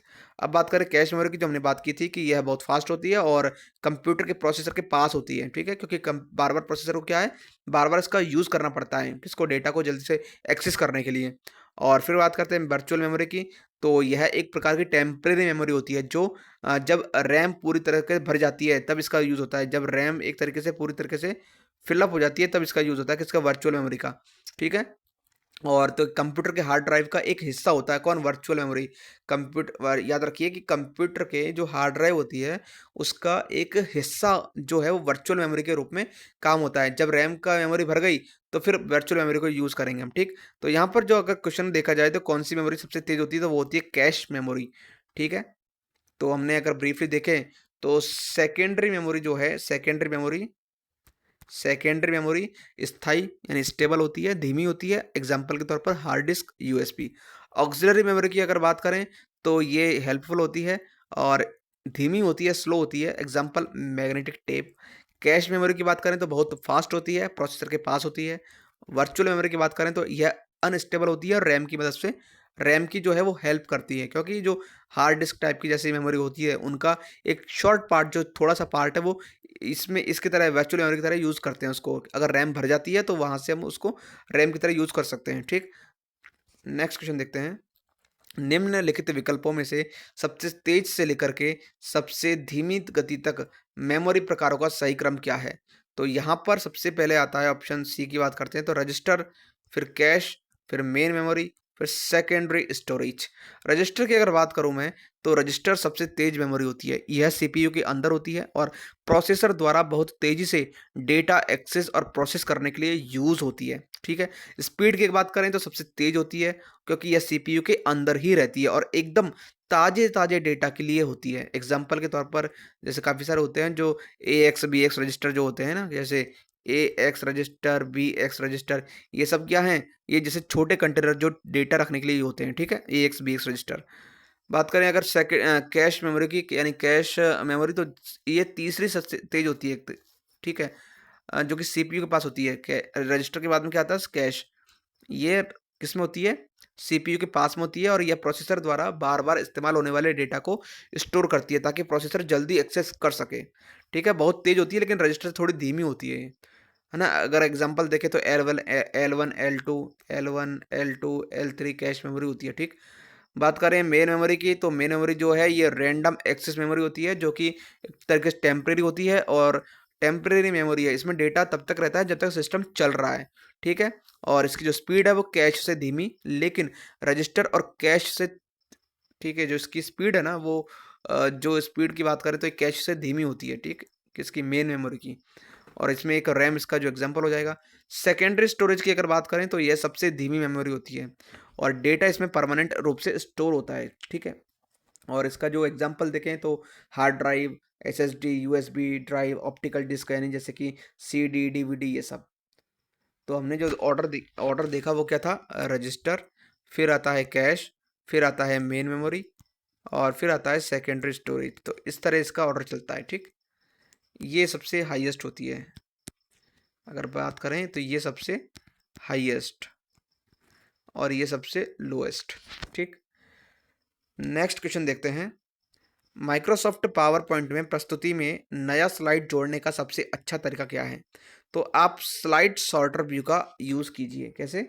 स्लाइड सॉर्टर व्यूज़ का। इसमें क्या होता है ना कि स्लाइड सॉर्टर व्यू में आप अपनी सभी स्लाइड को एक साथ थंबनेल व्यू में देख सकते हैं और उन्हें आसानी से रीअरेंज कर सकते हैं, पुनः व्यवस्थित कर सकते हैं। ठीक है, इसमें आप नया स्लाइड बहुत आसानी से जोड़ सकते हैं क्योंकि यह पूरे स्लाइड शो का एक ओवरव्यू दे देता है हमें। कौन? Slide sorter view. ठीक, नेक्स्ट देखते हैं। माइक्रोसॉफ्ट एक्सेल में निम्नलिखित में से कौन सा उपकरण एक बड़े विस्तृत डेटा सेट से महत्व निकालने की अनुमति देता है? यानी कि in Microsoft Excel which one of the following tools allows extracting the significance from a large detail data set? तो ये होता है पिवोट टेबल। अच्छा, पिवोट टेबल क्या होता है कि पिवट टेबल इसका राइट आंसर होगा। यह एक प्रकार का बहुत ही पावरफुल टूल है जिसका इस्तेमाल डेटा को सारांशित करने के लिए, यानी इंडेक्सफुल बनाने के लिए यूज़ होता है। ठीक है, यानी उसका जो विश्लेषण कर सकें, उनकी रिपोर्ट बनाने के लिए इनका यूज़ होता है। यदि आपके पास, मान लीजिए आपके पास बहुत सारी सेल्स हैं। ठीक है, सेल, हमने देखा ना सेल क्या होती है स्प्रेडशीट में। ठीक है, तो सेल हैं, अगर आप यह देखना चाहते हैं कि किस क्षेत्र, किस फील्ड में कितनी बिक्री हुई है, तो आप एक पिवट टेबल बनाएंगे और उसे जो सारी जानकारी है उनको एक तरीके से सारांश रूप दिखाएगा उसमें। ठीक है, तो इसमें अगर यूज़ करें तो इसको, जैसे इंसर्ट टैब में जाए आप। ठीक है, इंसर्ट में जाएंगे ना आप यहाँ पे, तो उसमें एक पिवट टेबल आएगी। ठीक है, उस पर क्लिक करेंगे तो यहाँ से आप रो, कॉलम और वैल्यूज़ और फिल्टर्स जैसे सेट कर सकते हैं। ठीक, तो इसका जो राइट आंसर होगा वो ऑप्शन नंबर सी होगा इसका right answer. Windows operating system वाले कंप्यूटर में फाइलें किन स्थानों पर संग्रहित होती हैं? इन्हें क्या कहा जाता है? इन्हें कहा जाता है डायरेक्टरीज। क्या कहा जाता है? डायरेक्टरीज। ठीक है, अगर बात करें स्टोरेज की, तो स्टोरेज का मतलब होता है भंडारण। ठीक है, लेकिन ये सामान्य शब्द है। और बात करें इसे प्रोग्राम्स, तो प्रोग्राम स्टैक्स। स्टैक्स क्या होते हैं? देखिए, स्टैक्स का मतलब होता है कि मेमोरी या डेटा स्ट्रक्चर होता है। ठीक है, जिसका उपयोग क्या प्रोग्रामिंग में होता है। स्टैक का फाइलों को स्टोर करने से कोई लेना देना नहीं है। ठीक है, ये एक प्रकार का मेथड होता है कैसे कि डेटा को स्ट्रक्चर करना है। ठीक, तो यहाँ पर सी जो है वो डायरेक्टरीज होता है। डायरेक्टरी का मतलब होता है फोल्डर। ठीक है, होता है डायरेक्टरीज का मतलब फोल्डर, जिसे हम आम भाषा में फोल्डर कहते हैं। ठीक है, तो विंडोज़ ऑपरेटिंग सिस्टम में फाइलों को डायरेक्टरीज या फोल्डर में रखा जाता है। एग्जांपल के तौर पर जैसे कि आपने देखा होगा सी कॉलन डॉक्यूमेंट। ठीक है, डॉक्यूमेंट। ठीक है, और फिर डी, फिर माई फाइल। तो इस तरह से कुछ डायरेक्टरीज होती हैं। ठीक, तो यानी कि इसका डायरेक्टरीज का मतलब क्या होता है फोल्डर, जो कंप्यूटर में फाइलों को ऑर्गेनाइज करने के लिए यूज होता है। ठीक, नेक्स्ट देखते हैं। ईमेल पता xyz@yahoo.com में एट का मतलब क्या है? यहाँ पर एट का मतलब एट ही है। ठीक, option A is the right answer. Next question देखते हैं। इंटरनेट व्यवसाय में आईएसपी का पूरा नाम क्या है? तो इसका पूरा नाम है इंटरनेट सर्विस प्रोवाइडर। तो ऑप्शन बी इसका राइट आंसर हो जाएगा, option B internet service provider. Next question देखते हैं। एमएस वर्ड में सामान्यतः हम वर्ड में टेक्स्ट के लिए सबसे छोटा फॉन्ट साइज क्या यूज़ करते हैं? आपने देखा होगा कि अगर फॉन्ट साइज की बात करते हैं, यहाँ पर तो होता है कि कौन सा स्ट्रक्चर रखना है आपको, कौन सी लैंग्वेज रखनी है, और यहाँ पर एक फॉन्ट साइज होता है। तो सबसे छोटा जो होता है वो होता है 8 साइज का। ठीक है, नेक्स्ट क्वेश्चन देखते हैं। फाइलों को निम्नलिखित में से किस उपकरण में सेव किया जाता है? तो इसे कॉम्पैक्ट डिस्क में सेव करते हैं। किसको? फाइलों को। भाई मॉनिटर तो जो है वो स्क्रीन पर जानकारी दिखाने वाला एक उपकरण होता है। ठीक है, प्रिंटर जो है वो कागज पर दस्तावेज, जो भी हमारे डॉक्यूमेंट्स उनको छापने वाला इंस्ट्रूमेंट होता है, और स्पीकर साउंड सुनने वाला। तो बचा क्या? Compact disc. ये क्या होता है? डेटा स्टोर करने वाला माध्यम होता है, जैसे सीडी डीवीडी ये सब जो है ना, ऐसे। तो ये डेटा को स्टोर करने के लिए यूज होते हैं। ठीक, एमएस वर्ड में थेसोरस टूल का उद्देश्य क्या होता है? तो इसका होता है synonyms and antonyms word check करना। ठीक है, यानी कि अगर आप थेसोरस थेसोरस टूल का यूज़ करेंगे तो आप पाएंगे कि समानार्थक और जो भी विलोम शब्द हैं उनको एक तरीके से जस्टिफाई कर सकते हैं आप। जैसे अगर आपने हैप्पी लिखा है तो थेसोरस आपको इसके जो भी सिनोनिम्स हैं, जैसे कि जॉयफुल, डिलाइटेड, चीयरफुल, और इसके जो विलोम शब्द हैं जैसे सैड, हैप्पीनेस, ये सब क्या है? सुझा सकता है। ठीक है, शो करता है। तो यहाँ पर जो इसका राइट आंसर होगा वो होगा बी। नेक्स्ट बात करते हैं। The virus attacks on the computer can be stopped और prevented with the help of which of the following? तो यहाँ पर ऑप्शन सी इसका राइट आंसर होगा। सभी जानते हैं एंटीवायरस सॉफ्टवेयर जो है वो कंप्यूटर पर वायरस के हमले से मदद रोकता है एक तरीके से। ठीक है, हेल्पफुल होता है। ठीक, नेक्स्ट बात करते हैं। नेटवर्क इंटरफेस कार्ड एक किस तरह का डिवाइस है? तो यह एक प्रकार का इनपुट और आउटपुट डिवाइस है। कैसे? नेटवर्क इंटरफेस कार्ड की अगर बात करें तो यहाँ पर इसे हम शॉर्ट में बोलते हैं एनआईसी, नेटवर्क इंटरफेस कार्ड। ठीक है, एक तरीके से ये इनपुट आउटपुट डिवाइस है। ठीक है, और क्योंकि यह डेटा को नेटवर्क से इनपुट प्राप्त करता है, ठीक है, डेटा को नेटवर्क से और आउटपुट दोनों तरह से करता है। ठीक है, यानी इनपुट यानी प्राप्त करता है और आउटपुट यानी भेजता है। तो जब आप इंटरनेट पर वेबसाइट ब्राउज करते हैं तो एनआईसी डेटा को नेटवर्क से प्राप्त करेगा, यानी उसे एज ए इनपुट लेगा और डेटा को नेटवर्क पर भेजेगा, यानी एज ए आउटपुट उसे सेंड करेगा। ठीक है, तो यहाँ पर ऑप्शन सी इसका राइट आंसर हो जाएगा। ठीक, बात करते हैं नेक्स्ट क्वेश्चन की। एमएस वर्ड में कस्टमाइज्ड पत्र को विभिन्न प्राप्तकर्ताओं को भेजने के लिए सबसे लोकप्रिय तकनीक क्या है, जहां अधिकांश सामग्री समान होती है सिवाय ग्राहक के पते के? तो इसका जो राइट आंसर होगा, 1 सेकंड गाइस, तो वो होगा मेल मर्ज। इसमें क्या होता है? मेल मर्ज एक बहुत ही आसान और एक लोकप्रिय फेमस तरीका होता है जिससे कि आप कस्टमाइज्ड पैटर्न भेज सकते हैं। इसमें कस्टमाइज्ड लेटर्स भेज सकते हैं। ठीक है, इसमें क्या होता है कि आप एक ही पत्र का प्रारूप तैयार करते हैं, इसका ड्राफ्ट तैयार करते हैं, लेकिन हर एक व्यक्ति के लिए अलग अलग जानकारी होती है, जैसे कि नाम, पता, ये सब। इसमें क्या है, आप एक ही समय में कई लोगों को अलग अलग पत्र भेज सकते हैं जहाँ केवल पर्सनल इन्फॉर्मेशन बदलती है, बाकी जो भी कंटेंट है वो एक जैसा रहता है। अगर मान लीजिए आपको 1000 लोगों को पत्र लिखना है, जो आपको मेल मर्ज का उपयोग करके उनके एड्रेसेस को जोड़ सकते हैं और हर एक व्यक्ति को एक तरीके से व्यक्तिगत पत्र भेज सकते हैं मेल मर्ज के माध्यम से। ठीक, तो ऑप्शन भी इसका राइट आंसर हो जाएगा। नेक्स्ट देखते हैं। डॉट मैट्रिक्स प्रिंटर किसका उदाहरण है? डॉट मैट्रिक्स प्रिंटर जो है ये एक आउटपुट डिवाइस है। क्या है? Output device. इनपुट डिवाइस नहीं हो सकती, प्रोसेसिंग यूनिट नहीं हो सकती, एक इंटीरियर। यहाँ पर प्रिंटर की बात हुई है, प्रिंटर की बात हुई है, तो एक प्रकार से आउटपुट डिवाइस बनती है। ठीक, नेक्स्ट क्वेश्चन देखते हैं। निम्नलिखित में से कौन से तकनीक शैक्षिक परीक्षणों में लोकप्रिय है? यानी कि विच of the following technique is popular in academic testing? तो ये है OMR, यानी कि ऑप्टिकल मार्क रिकॉग्निशन। क्या है OMR का full form? Optical mark recognition. एक तरीके से ये लोकप्रिय तकनीक है किसमें? जो भी उसको एनालिसिस करने में, फिर एकेडमिक टेस्टिंग में। ठीक है? इसमें क्या होता है कि जो ओएमआर स्कैनर होता है यानी कि ऑप्टिकल रीडर होता है, वो इसे जो टिक को पढ़ता है और उसे सही जवाब के रूप में अंकित करता है, ठीक? और अगर हम ओएलई की बात करें तो ओएलई का मतलब होता है ऑब्जेक्टिव लिंकिंग एंड एम्बेडिंग, ठीक है? तो ये एक सॉफ्टवेयर तकनीक है जिसका उपयोग क्या है डॉक्यूमेंट्स या फाइल्स को लिंक करने के लिए यानी एम्बेड करने के लिए यूज़ होता है। और ओसीआर की अगर बात करें तो ऑप्टिकल कैरेक्टर रिकॉग्निशन होता है, जो कि प्रिंटेड या रिटर्न टेक्स्ट को डिजिटल फॉर्म में बदलने के लिए इस्तेमाल होता है, ठीक है? ओसीआर का जो यूज़ है तब किया जाता है जब हमें किसी प्रिंटेड डॉक्यूमेंट को डिजिटली रीडेबल टेक्स्ट फॉर्म में बदलना हो। जैसे कि अगर आपने जैसे एग्जाम देने गए होंगे तो सबसे पहले आप जब एंट्री करते हैं तो आपके एडमिट कार्ड पर क्या है कुछ बारकोड लिखा हुआ होता है, ठीक है? तो वहाँ से वो उसको पढ़ते हैं, ठीक है? ऑप्टिकल कैरेक्टर रिकॉग्निशन होता है वहाँ से, ठीक है? ऐसे ही एक होता है एमआईसीआर, आपने देखा होगा एमआईसीआर चेक पर कुछ नंबर लिखे होते हैं, तो वहाँ पर क्या है magnetic ink character recognition technology use होती है। इसमें क्या होता है मुख्य रूप से ये बैंकिंग ट्रांजैक्शन के लिए यूज़ होता है, जैसे कि चेक प्रोसेसिंग, ठीक है? तो ये वहाँ आइडेंटिफ़ाई करता है कि भाई चेक जो है वो किस नंबर का है, कैसे उसकी इन्फॉर्मेशंस है कुछ, ठीक है?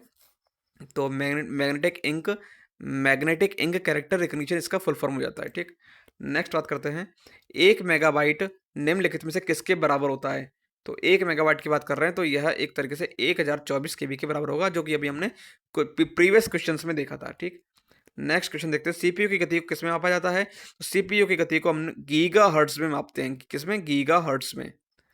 नेक्स्ट क्वेश्चन देखते हैं, डेटाबेस में व्यू का कौन सा लाभ है? तो डेटाबेस में व्यू का मतलब होता है एक तो डेटा सिक्योरिटी देखना, ठीक है?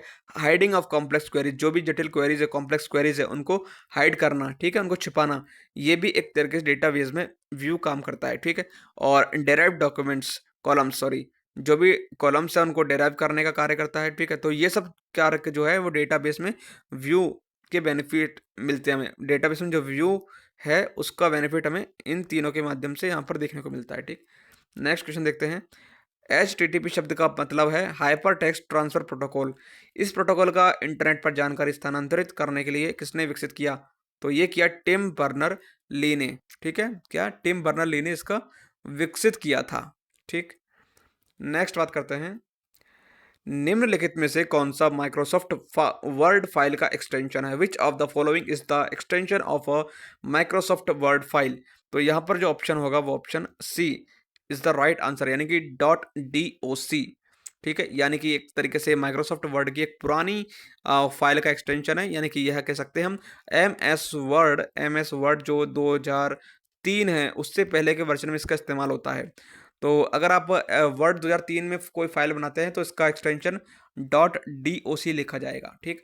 अगर हम बात करें जैसे डॉक्यूमेंट की, तो एक तरीके से ये फाइल का सही एक्सटेंशन नहीं है ना? ये एक सामान्य शब्द है। .txt की बात करें तो यह एक प्लेन टेक्स्ट फाइल का एक्सटेंशन होता है, ठीक? यह माइक्रोसॉफ्ट वर्ड से जुड़ा हुआ नहीं है क्योंकि इसमें फॉर्मेटिंग जैसे कि बोल्ड, इटैलिक शब्द शामिल नहीं होते हैं। इसे आप नोटपैड या फिर अन्य जो भी टेक्स्ट एडिटर्स हैं उनमें खोल सकते हैं। .doc की अगर बात करें तो ये एक प्रकार का माइक्रोसॉफ्ट वर्ड है, ठीक है? उसका एक्सटेंशन है माइक्रो एमएस वर्ड का। और डॉट फाइल की अगर बात करें तो इसमें कोई ये एक तरीके से स्टैंडर्ड फाइल एक्सटेंशन नहीं है, ठीक है? ये एक ऐसे ही नॉर्मल नेम है। तो यहाँ पर ऑप्शन सी इसका राइट आंसर होगा .doc, ठीक? तो ये रहा हमारा कंप्यूटर के जितने भी most important expected exam oriented questions हैं उनका हमने काफ़ी अच्छे से डिस्कशन किया और आई होप कि आपको ये लेक्चर पसंद आया होगा। अगर आप यहाँ तक बने रहते हैं और आगे भी जितने भी लेक्चर्स मैं यहाँ पर अवेलेबल करवाऊंगा, अगर आप उन्हें डेडिकेटली फॉलो करते हैं तो यकीनन आपको कंप्यूटर के लिए और कोई सोर्स की ज़रूरत नहीं होगी। आपके सारे कंसेप्ट मैं इन्हीं क्वेश्चंस के माध्यम से क्लियर करवाता चलूँगा।